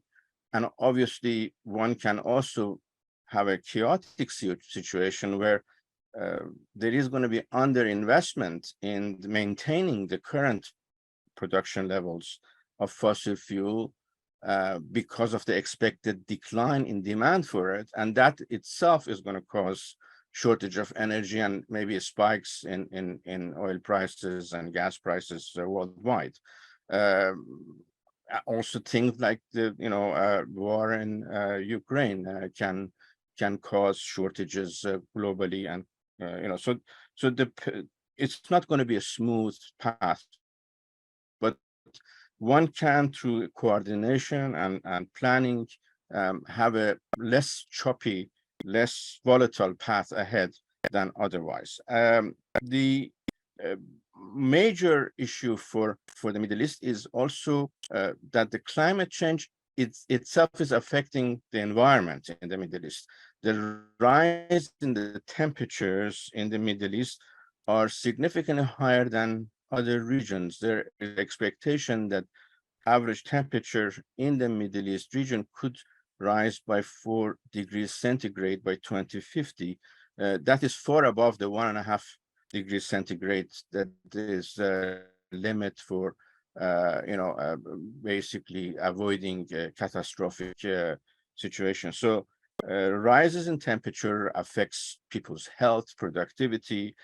Also, it causes shortage of combined with lack of precipitation, adequate precipitation, shortage of water, affects food security, etc. And so the challenge is there, and it has to be met. Fortunately, at least among the GCC member countries, they have adequate financial buffers, they have sovereign wealth funds, they have large international reserves, and there seems to be is being taken. I think other speakers, of course, in our group will address this issue as well. But my sense is that the strategy of the wealthier fuel exporters in the region is to basically try their best in order to shift to clean energy domestically, while maximizing their fossil fuel exports in order to avoid stranded assets that, for example, if the external demand falls dramatically for their exports. There is a scenario called 2040 net zero emissions, or 2050 net zero emissions, which has been done by the International Energy Agency in Paris, I think in cooperation with the IMF, and that the macro scenarios indicate that if everyone abides by their commitments to achieve net zero emissions by 2050, then it is likely that demand for fossil fuels will drop significantly, as well as the real price of oil per barrel will decline significantly. By then, combined, the two factors could result in 70-75% decline in the net real revenue that will be coming from fossil fuels to the fuel exporters. And currently, that accounts for 85-90% of their exports, very large percentage of government revenue. So if nothing is done by then, obviously this would be very damaging. But I think given that there is a great deal of awareness, actions will be taken. Now, the question is, what are they going to be exporting, and what are they going to be focusing on? And the different countries have different scenarios. Saudi Arabia has been focusing a lot on energy itself, trying to diversify source of energy. And just a quick note, sorry to jump in, just a quick note to remind you, we're approaching the end of the opening remarks. So just wanted to give you that reminder, one or two more minutes, but sorry to interrupt. You were talking about Saudi Arabia's approach. Yes, I think so Saudi Arabia has been focusing on efficiency and moving toward cleaner energy and investing in cleaner energy overseas as well. The issue that I wanted to also briefly, just in 1 minute, and then I can go talk more later on, is digitalization, where actually the GCC countries are quite advanced in that area, on par with some of the OECD countries and the best performers among the emerging market economies.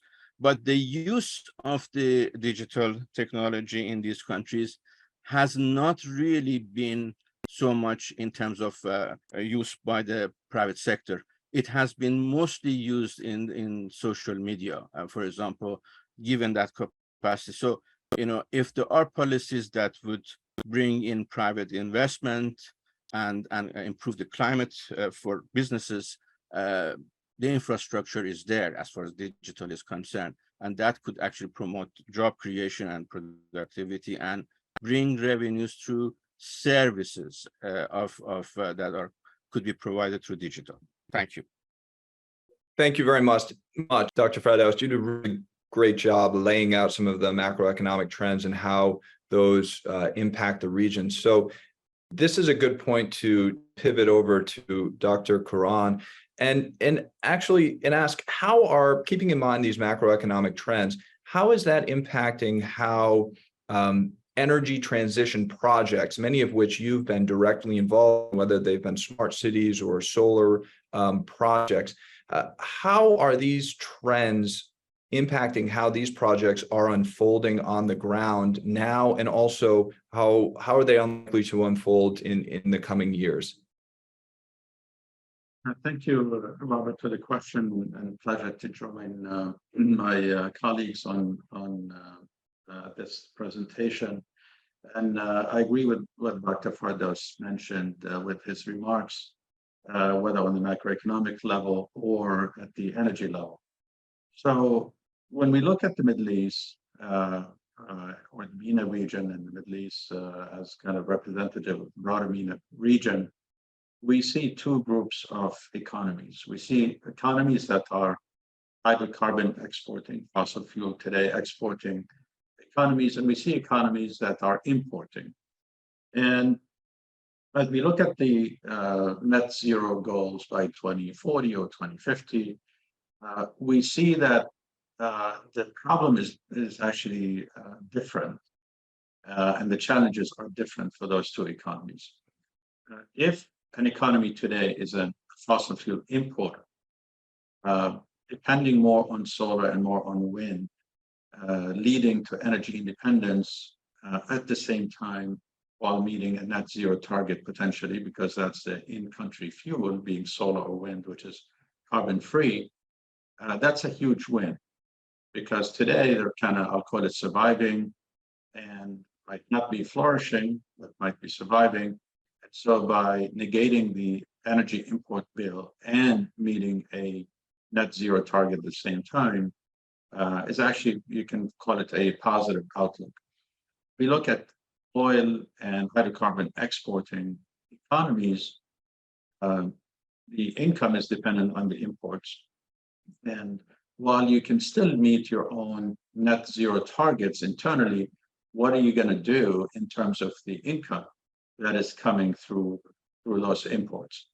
And so many of them, almost all of them, I'll speak to Gulf countries, have embarked on to different levels. I mean, we see, for example, the Emirates, from what I've seen, more aggressive, say, than Kuwait in terms of renewable energy projects, either within country or outside. You see that represented through in-country investments, but outside through Masdar and other institutions where they're globally very active in renewable energy.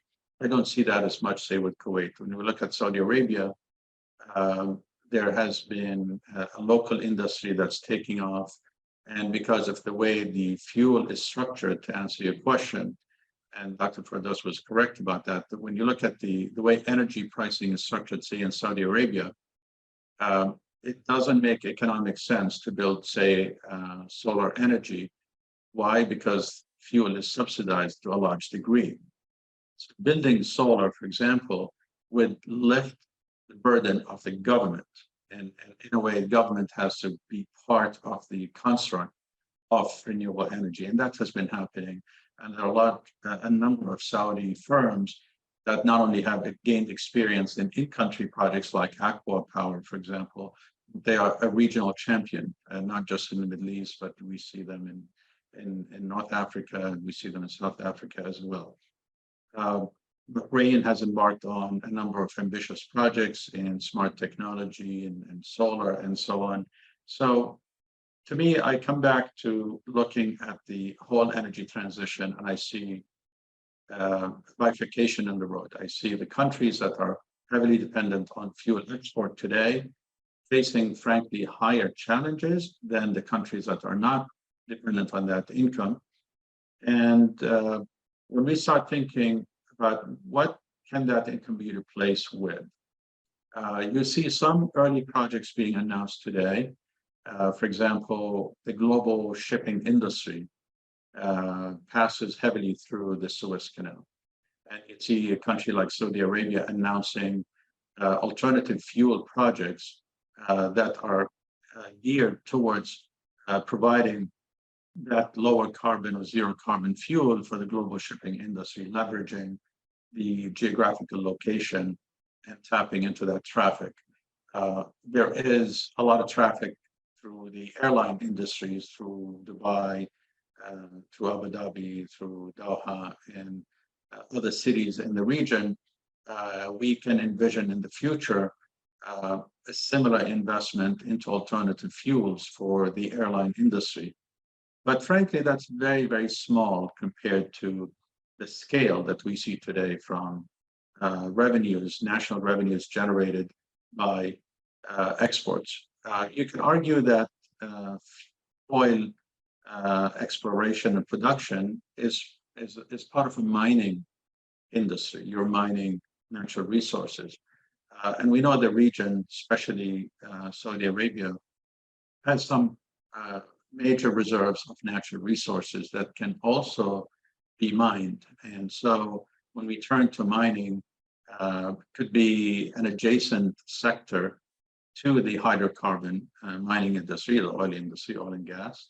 And then we see other deposits of precious minerals like the Dead Sea having very large reserves of lithium, which, as we know, is a key ingredient in lithium-ion batteries that are needed for the electrification of the transportation sector.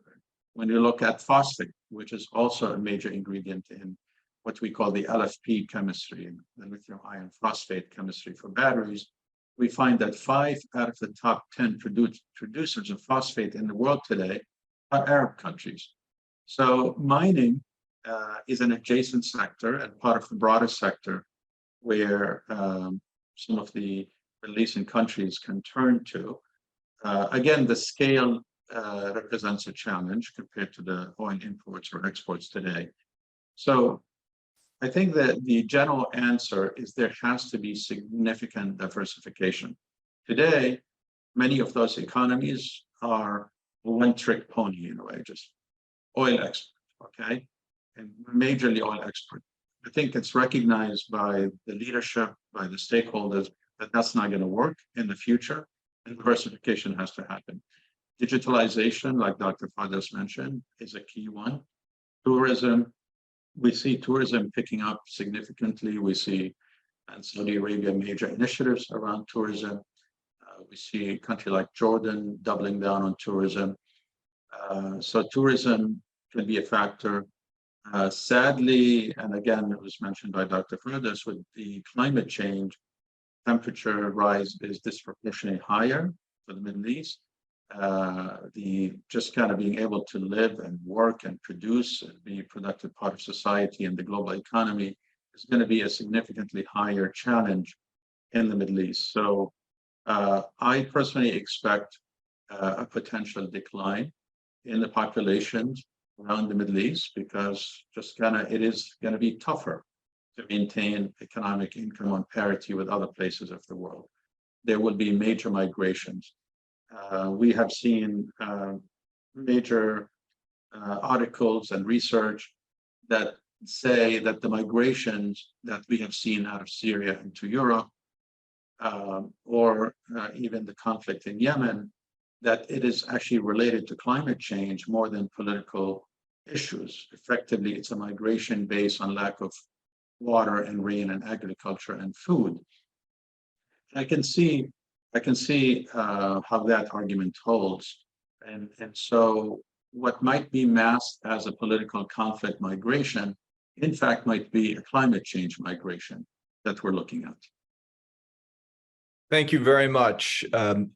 And now I'd like to transition. This was actually bringing up the Levant and bringing up Syria, moves us away from at least the beginning of our conversation, which had a very heavy Gulf focus, and moves us toward other parts of the region. And that's actually an excellent point to bring Ms. Nariman Othman into the conversation here. I guess when you look at down the road at 2050, and you think about the economic impacts of the energy transition, what are the key points or the important trends that you see materializing on the ground in other parts of the Middle East beyond, say, the Gulf and oil and gas exporting countries, but in places in Palestine, in other parts of the Middle East and North Africa where you have worked?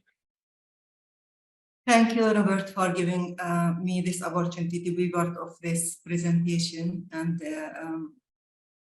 predicting the strategic economy for the Middle East by 2050, I must clarify that predicting the exact strategic economy for any region, especially over such long-term horizon like 2050, is inherently uncertain and speculative. Numerous complex and unpredictable factors can significantly influence the economic landscape in the Middle East over the next 3 decades. These factors include geopolitical events, technological advancements, global economic trends, environmental challenges, and more. However, I can offer some general trends and potential scenarios that may shape the strategic economy for the Middle East by 2050. Let's take diversification away from oil as one of the scenarios. Many countries in the Middle East heavily rely on oil exports, but there has been growing recognition of the need of diversify their economics. By 2050, we can expect increased efforts to develop other sectors such as renewable energy, technology, manufacturing, and tourism. One of the scenarios also technology and innovation. The region may witness significant growth in technology and innovation, driven by investment in research and development. Countries might focus on becoming hubs for technology startup and attracting global tech. One of the scenarios, if we are going to focus on youth and education, with a large and youthful population, investing in education and skill development will be crucial. By 2050, the Middle East might have more skilled workforces, enabling them to participate in high-value industries. Let's take also infrastructure development as another scenario. Many countries in the Middle East are already investing heavily in infrastructure.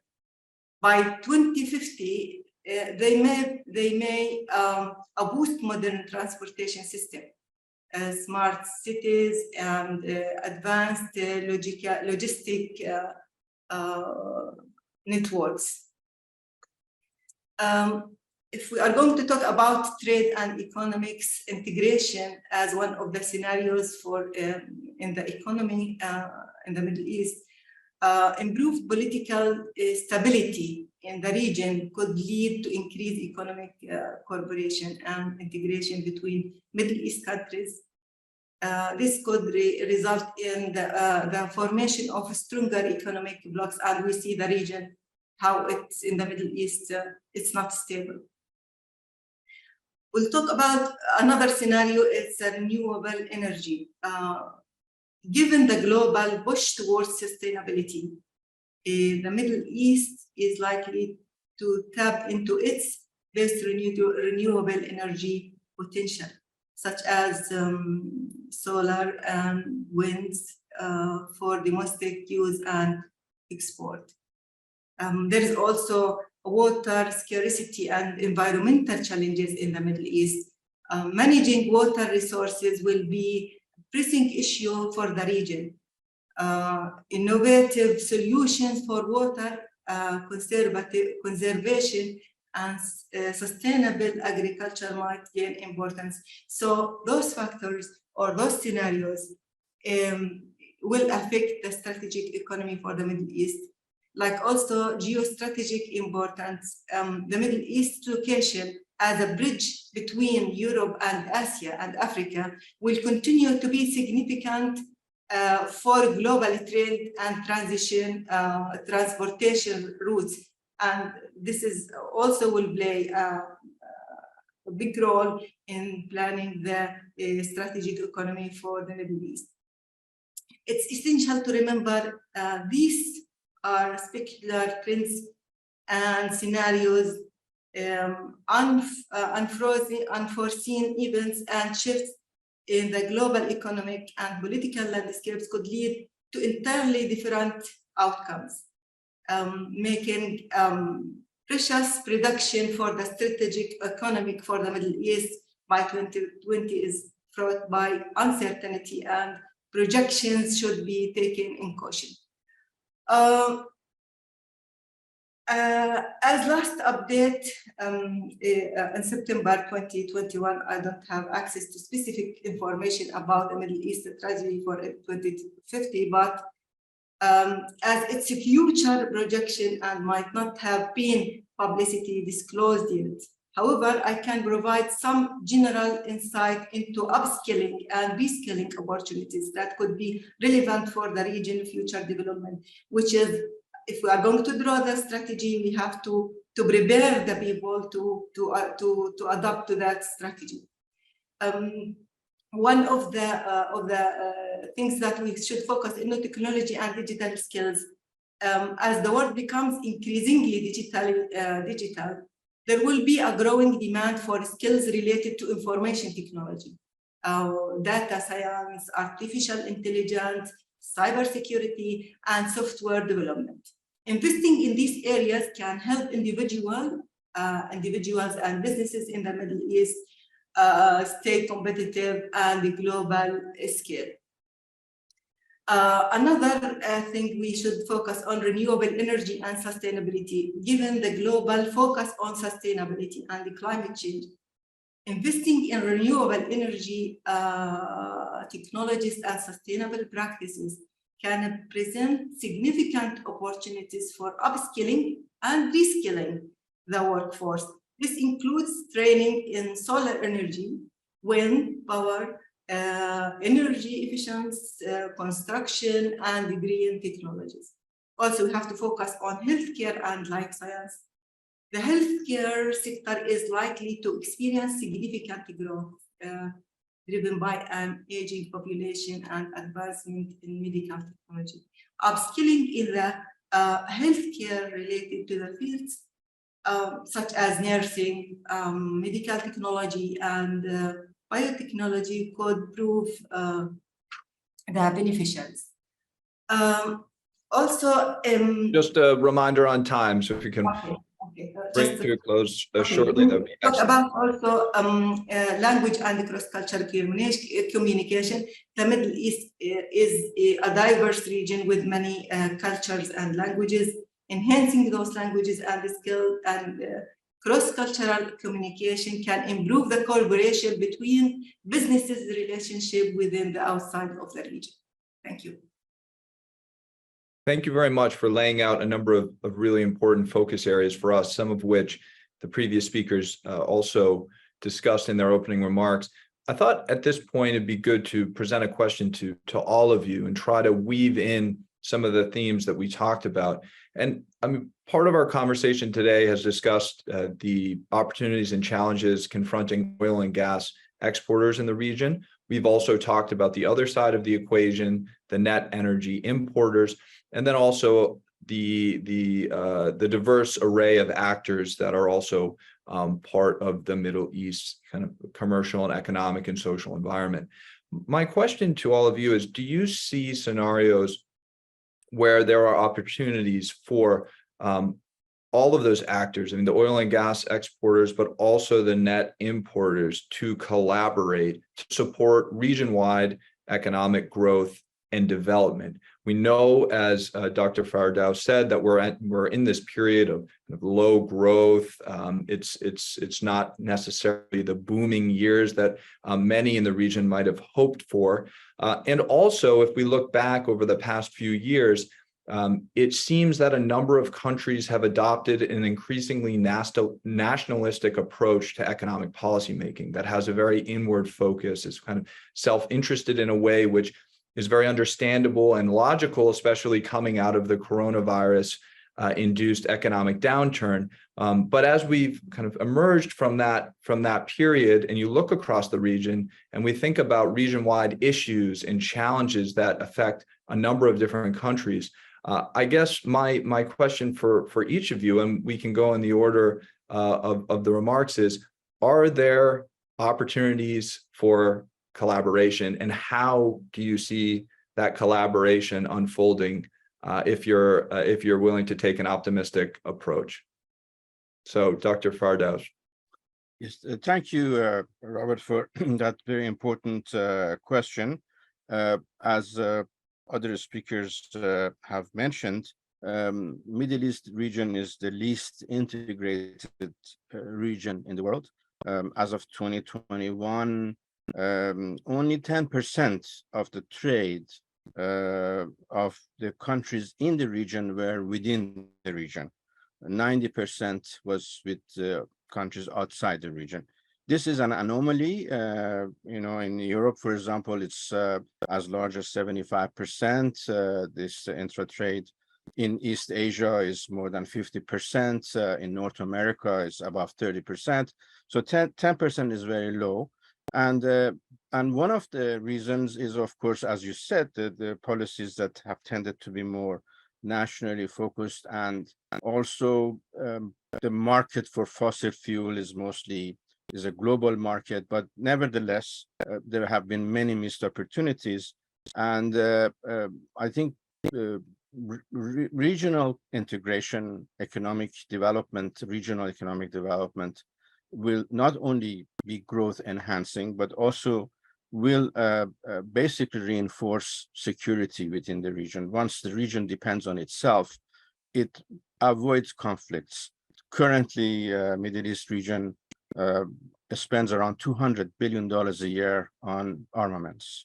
The 4 of the 10 largest importers of military equipment are in the Middle East, and these are the resources that could be used for development. I think, of course, countries have to have adequate defense, but if the neighborhood is safe, they can reduce that expenditure substantially, and also safer neighborhood is going to bring more direct investment from outside for regional projects and so forth. So there is a lot of low-hanging fruits, and then they can collaborate on climate.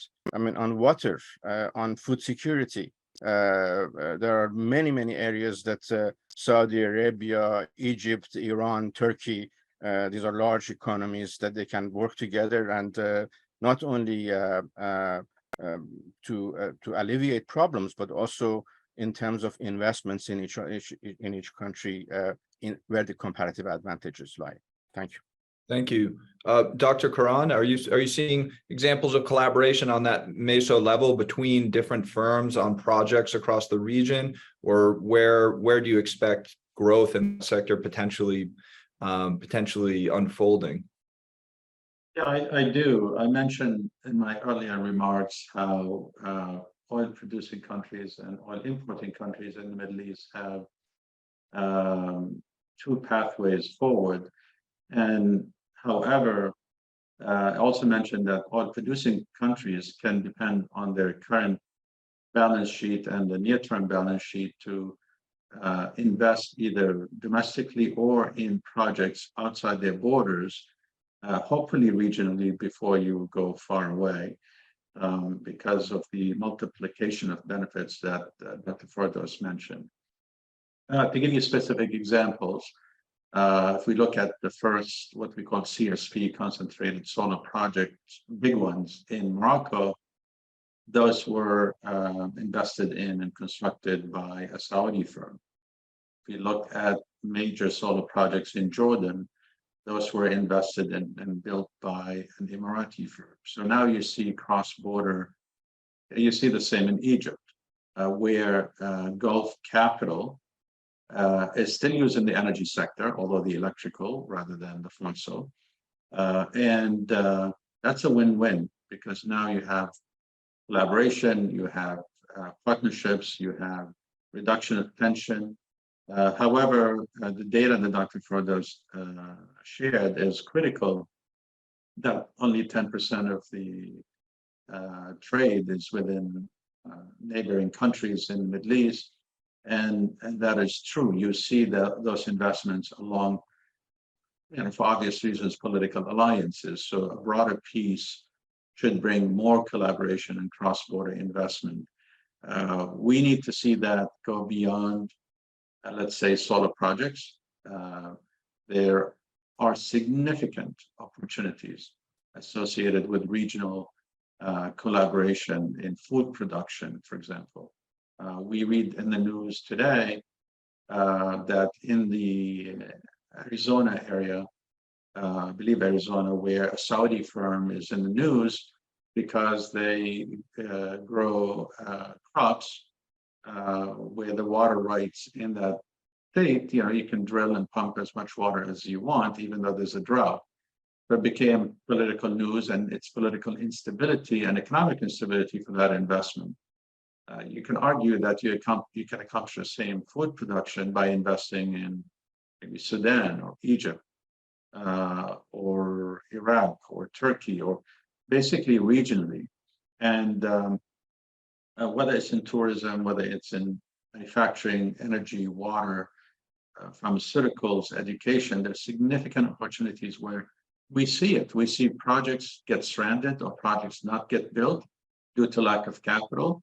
But we do also at the same time see an abundance of capital that's going far away, potentially into risky markets, other factors of risk that can be avoided by regional collaboration. Great. And now, same question to you, Nariman. And I'd be especially curious if you see prospects for collaboration in terms of employment generation, in terms of reskilling and training, some of the areas that you work on very, very closely. First of all, let me go to the point, how the collaboration between the countries of the Middle East, and we'll go back to the reskilling and the training.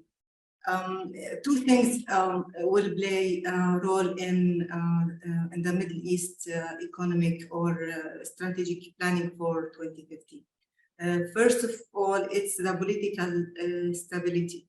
If there is stability in political issues, there will be more innovative and more creative for the future, and collaboration, of course. But we have Palestine as an example. The instability of political issues in home here in Palestine will cause a lot of instability with the countries around us or in the region.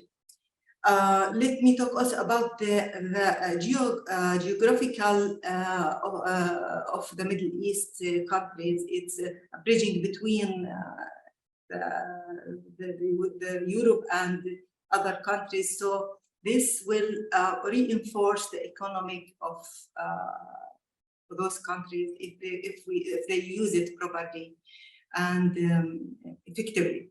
But going back to the second part, reskilling and skilling for the future, I do believe in we should focus on training part, like to reach the gaps between what's going on in those days and what will happen in the future.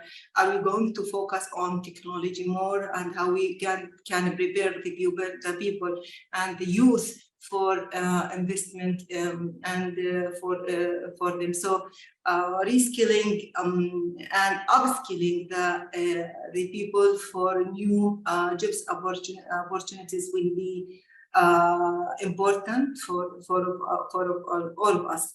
So there is a need for a training. The training for new jobs in the future, like technology or AI or something like that, it needs also to have qualified, prepared lecturer or trainer.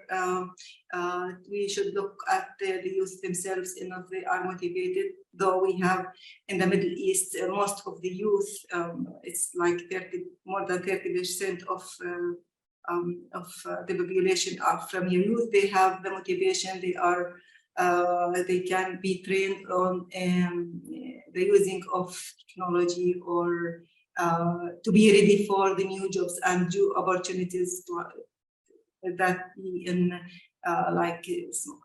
there will be in the future smart cities or something like that that requires a new and high skills of technology. So we have to prepare and work on the training skills, and we should also be aware to cross the gaps between the opportunities that we have today and the planning the opportunities for the future.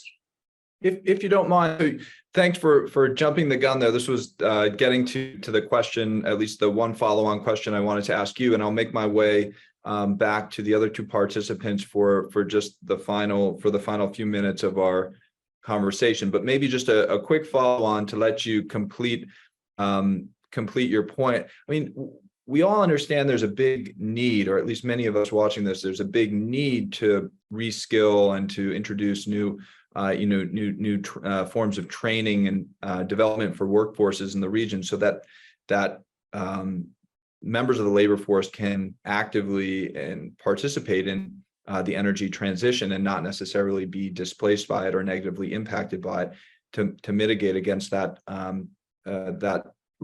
scenario as much as possible. But what are the big challenges associated with training workforces for these new positions, especially those positions in that are related to the energy transition? What do you see if you had to put your finger on just one or two of the key challenges that you've come across? One of the biggest challenges is the limited availability of specialized training. So lack of comprehensive training programs focused on alternative energy in the Middle East, importance of specialized knowledge and skills for alternative energy industries. This is we should focus on that because it's huge and important. Also, we have to bridging the gap between what's existing workforce skills and alternative energy requirements. Key skills needed for renewable energy technology, energy efficiency practices, and integrated energy shortage system. So we have also to be careful on curriculum development. There is a need, or it's one of the challenging, because it's important to adopt the educational programs to include courses on alternative energy incorporated between academic industry experts and policymakers to develop relevant curricula. There's absolutely a lot of work to be done. So I'm glad to see that there are people like yourself working on these issues day to day. Let's move in back in the last 10 minutes. I'll give each of the remaining speakers 5 minutes for a follow-on question. Let's go in reverse order. Dr. Karan, you spoke at length about the traditional energy exports, your oil and your gas. You also mentioned renewables, talked a bit about solar and kind of how and if these newer forms of energy would replace the traditional revenue sources from other forms of energy. But what about nuclear and hydrogen? And these are two other big topics that come up when we talk about the energy transition. Where do you see nuclear and hydrogen as fitting into this equation when you think about the economics of the energy transition specifically for Middle Eastern countries? Yeah, no, I have some very specific views on nuclear and hydrogen, but if you allow me, I do want to share with you in regard to your question about skilling and upskilling in terms of renewable energy. In 2011, 2012 timeframe, through a company you mentioned earlier, Petra Solar, we were embarking on a solar and a smart grid project in Jordan. And what I've decided to do back then is, instead of shipping equipment and technologies to the country, we partnered with a technical and engineering university in the region. We flew the professors over to the U.S., we trained them, and then we flew equipment, manufacturing and assembly equipment, back to actually the university at the engineering school, and we set it up there. And then we trained the students on going to the residential installations and engaging with customers, continuing with design and installation and fabrication. But pretty much, instead of kind of giving them fish, taught them how to fish. And that was a bit early in the region. That same group, a number of those students that got trained on solar and on smart grid became key participants in a smart city project we built at Bahrain the year after.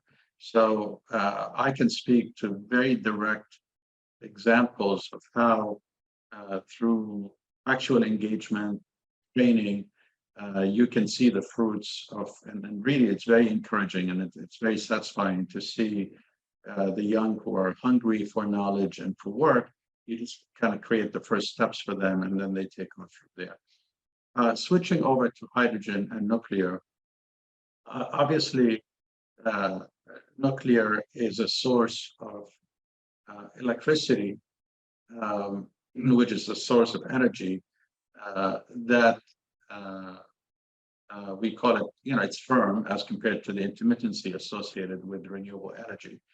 My personal opinion on nuclear energy in the Middle East, frankly, it is not the right choice, because I can demonstrate with simple math and economics that solar and battery storage, or solar or wind and battery storage, has what's called the levelized cost of energy that is much lower than nuclear energy. And then nuclear energy requires significant cooling, air cooling versus liquid cooling. Still, you have major requirements for cooling, while solar and wind does not require cooling. Thus water, and if you use seawater for cooling, you have scaling issues, which you have to descale with chemicals, and now you're ruining the environment again. So solar and wind coupled with energy storage today, not even in the future, today, has a much lower levelized cost of energy, meaning cost per kilowatt hour, in a firm fashion, not intermittent. Intermittent is definitely cheaper, but in a firm fashion, that's lower than nuclear. And then you're not dealing with all the complexities associated with nuclear. Now, the other component is, as you build an alternative energy sector like solar or wind, Jordan today produces solar panels. They actually have local industry. it's not difficult to set up local manufacturing of solar or wind turbine blades. I know Turkey, for example, has wind industry manufacturing base, a strong one. But you can argue that you can scan the whole Middle East. I'm not aware of any Arab country that is an exporter of nuclear technology and or where that nuclear technology can be based. Now, Jordan has nuclear fuel, kind of the uranium, but you can sell that anyway without having to produce electricity through that fuel. So nuclear energy, in my humble opinion, is a distraction. It adds to the tension, political and otherwise. But if we're talking about an energy transition, it's not the right one. When it comes to hydrogen, and I have actually hydrogen as a fuel, sharing a slide from a previous talk that I gave at this forum. When you look at the energy content, this is a chart that shows you how much energy is into the different forms of chemistries for export. You'll find that hydrogen is on the lower right-hand side down here. So in the energy per volume, it's very low for hydrogen. It doesn't lend itself to export or cross-border trade. And so again, hydrogen can be local storage medium for renewable energy, but it's a very challenging source for export for the obvious reason that the physics and the chemistry don't support that easily. Thank you. Great. In our couple of minutes, I'm going to give the floor to Dr. Fardoust. And maybe I'll preface the question by saying those of us who think about the Middle East and work on the Middle East and even work in the Middle East are sometimes guilty of having tunnel vision and only thinking about the region itself or particular countries. And that can lead us to conveniently ignore or forget about the external dimension. So as a way of giving you a very broad topic and a big topic to perhaps leave us with some more thoughts and questions than necessarily resolve the conversation right now, I'd like to ask, where do you see external actors, in particular, the big players, China, India, and others? What role do they have to play, or what role do you see them playing in the economics of the Middle East energy transition? Thank you, Robert, for that very easy question. I think the geopolitics of the region, of course, has been very complicated for over the past 2 centuries, and of course, up to recently, the competition has been really among the Western powers, and more recent decades intensely focused on fossil fuels, because the region is a major source of fossil fuels and large reserves and so forth. So the security of the region has been very important as a source of energy for the rest of the world. Now, it happens that the demand for that energy has shifted away from the West toward the East Asia, particularly China, and to some extent also India. And I think for the foreseeable future, these large, growing economies will depend on fossil fuels, and therefore they have a great deal of interest in security of the source of energy for themselves. So I think most recently China has been investing in the region, has held bilateral discussions, multilateral discussions within the GCC, for example, on ensuring good understanding on the basically the reliance of China on the region and so forth. But however, for the region, I think it is very important to keep a global perspective, because also Europe remains a very important market for the region, especially for natural gas. And given the situation in Russia, which may last for a long time, there will be increased demand for natural gas from the region to Europe as well. So and Europe and US remain very rich countries, and they will have investors who want to invest in profitable projects. So it's good to keep the competition among the investors and keep all the markets open. So while having a much closer relationship with China is very important, but that should not come at the expense of not basically continuing to have a strong relationship with the West, particularly Europe and United States. On the 5 seconds on the nuclear, I fully agree with Dr. Quran. I know, for example, Iran has spent billions and billions of dollars, and today I think the electricity generated by their nuclear plant is, probably accounts for less than 1% of demand for electricity. But the problem is, will the region be able to scale up,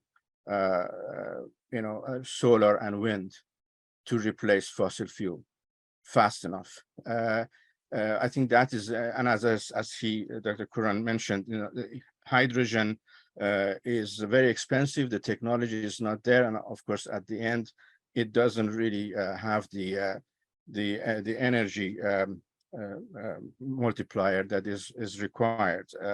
So the nuclear issue remains on the table, but it's one of those things that maybe a regional cooperation is needed because the investments are very large, and there has to be good understanding among the neighbors about how those investments are going to be used for a peaceful use. Thank you. A great point to end our conversation today. Leave things on a optimistic note and hope for collaboration. I'd like to thank all three of our speakers, not just for giving us some excellent food for thought on this really broad topic, but actually bringing to the table a number of concrete examples of the excellent work that you all are doing kind of in the region or on the region that is directly shaping some of the dynamics we're talking about today. So I promise to not hold you to to your predictions that they will be 100% accurate, but I do feel very confident that those listening today got a good sense of where things are headed from all of your remarks. So thank you once again, and look forward to the next conversation. And now, as a wrap-up speaker for this first day session, we have Mr. Sean Carroll, who's the president of the American Near East Refugee Aid, oftentimes referred to as Anera, Inc. And Anera came into existence in the aftermath of the June '67 war with the Israeli invasion of Egypt, Jordan, and Syria, as well as the East Jerusalem and the West Bank and Gaza. Anera has played a humanitarian and charitable relief role ever since, complementing the works of the United Nations Relief and Works Agency. It was my privilege 60-some years ago to be a guest of the United Nations Relief and Works Agency, and the first president of Anera, Dr. John Davis, who was my escort for my week-long stay in the Gaza Strip, where I participated in a few distribution programs in the refugee camps, Beach Camp, and Khan Yunis. Sean Carroll.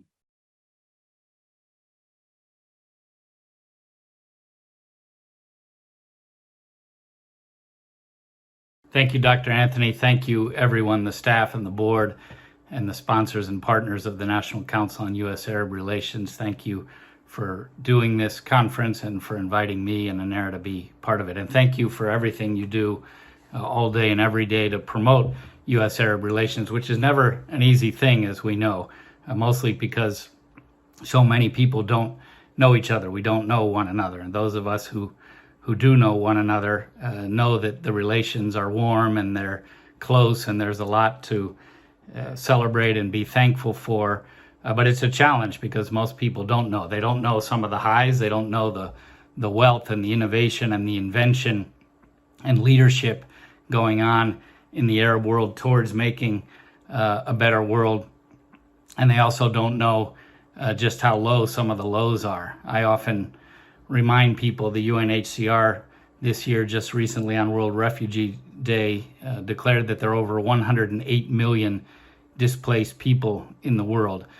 I remind people that more than 20% of those are from or live in the Middle East, and really specifically in the countries where Anera works, in Palestine and Lebanon, in Jordan and Syria. And more than 1 in 3, more than 12 million out of 35 million refugees in the world are Palestinian or Syrian. So those are the realities that we're working with each day. And of course, we know some of the specific realities, the social and economic devastation in Syria, compounded by the recent earthquakes on the Turkish-Syrian border.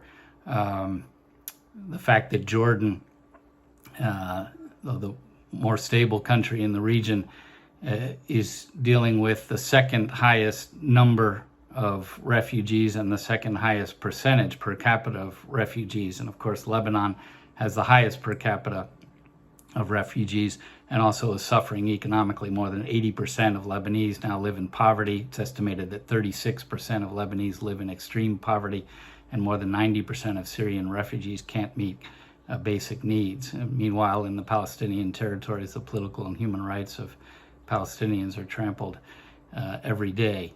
And yet in our work and in work that I'm involved with others, there are a lot of bright spots. I work also with the Partnership for Quality Medical Donations and membership in the PQMD, and the members of that have helped Anera deliver more than $145 million worth of medicines and medical supplies last year. I'm involved with Takrim, the Lebanese-based organization that celebrates and recognizes Arab achievements, and organizations that Anera works with in the countries we work in. The Atfaluna Society for Deaf Children in Gaza, the Women's Program Association in Lebanon, have been recipients of the Humanitarian and Civic Services Award of Takrim. Samar Khouri, a good friend of all of us, was recognized last year for his corporate leadership. The Leonard Education Organization, a friend to Anera, was nominated and won in the International Contribution to Arab Society category, as did Anera a few years ago. I'm involved with the Holt Prize, where Palestinian and Jordanian and Lebanese young entrepreneurs are forming social enterprise companies. I got to know one from Palestine called EcoSpire that's turning the pulp of olive oil making into recycled paper products. In the work that Anera does, we talk all the time about resilience, and resilience is there, but we see aspiration and hard work towards meeting those aspirations, even in the face of some of the most difficult socio and economic and political situations. In Lebanon, in Beirut, after the Beirut port explosion, we saw Palestinian refugees come out and help rebuild. Participants and graduates in our vocational training program in construction helped to rebuild homes and businesses that were destroyed. Students and graduates of our embroidery and sewing classes made 1.9 million cloth masks to help prevent the spread of COVID. When there's a need for emergency food for displaced people in the countries we work in, women's cooperatives and farmers that we work with come together to provide food on an emergency basis. And then they go back to working together to provide school meals so that parents will be encouraged to send their children to preschool, even if they have to pay a little bit of money, because they know that education and early childhood development is key to a brighter future. So we see a lot going right. We see a lot to celebrate. I thank you all for coming together and celebrating U.S. Arab relations and working together to make sure that not just the relations, but the peoples in all of our countries and our shared humanity can look forward to a brighter future. You know, we're halfway through the 15-year window of the Sustainable Development Goals, and it's estimated that we're on pace to only meet about 15% of them. So at the global level and at the regional and micro level where we work, we see these gaps in reaching the achievements, the goals set out aspirationally with the SDGs. But we're working to scale everything that we do, and I call on everyone to do what they can to find, identify, and support good work at the community level, humanitarian work, but even more important, long-term sustainable development work. We're looking at ways that we can increase the support through impact investment. We created Anera Ventures so that we can recognize that where we're having impact in a community, in a society, we need to get more support, more resources to that impact so we can scale it up and meet the sustainable development goals. So talk to us about how we're working with impact investors and outcomes funders who will pay when and if we reach the outcomes that we say we're going to reach. And I invite you all to talk with us, to work with us about that. And again, I thank the National Council on U.S. Arab Relations and all of you for being here and for listening. Thank you.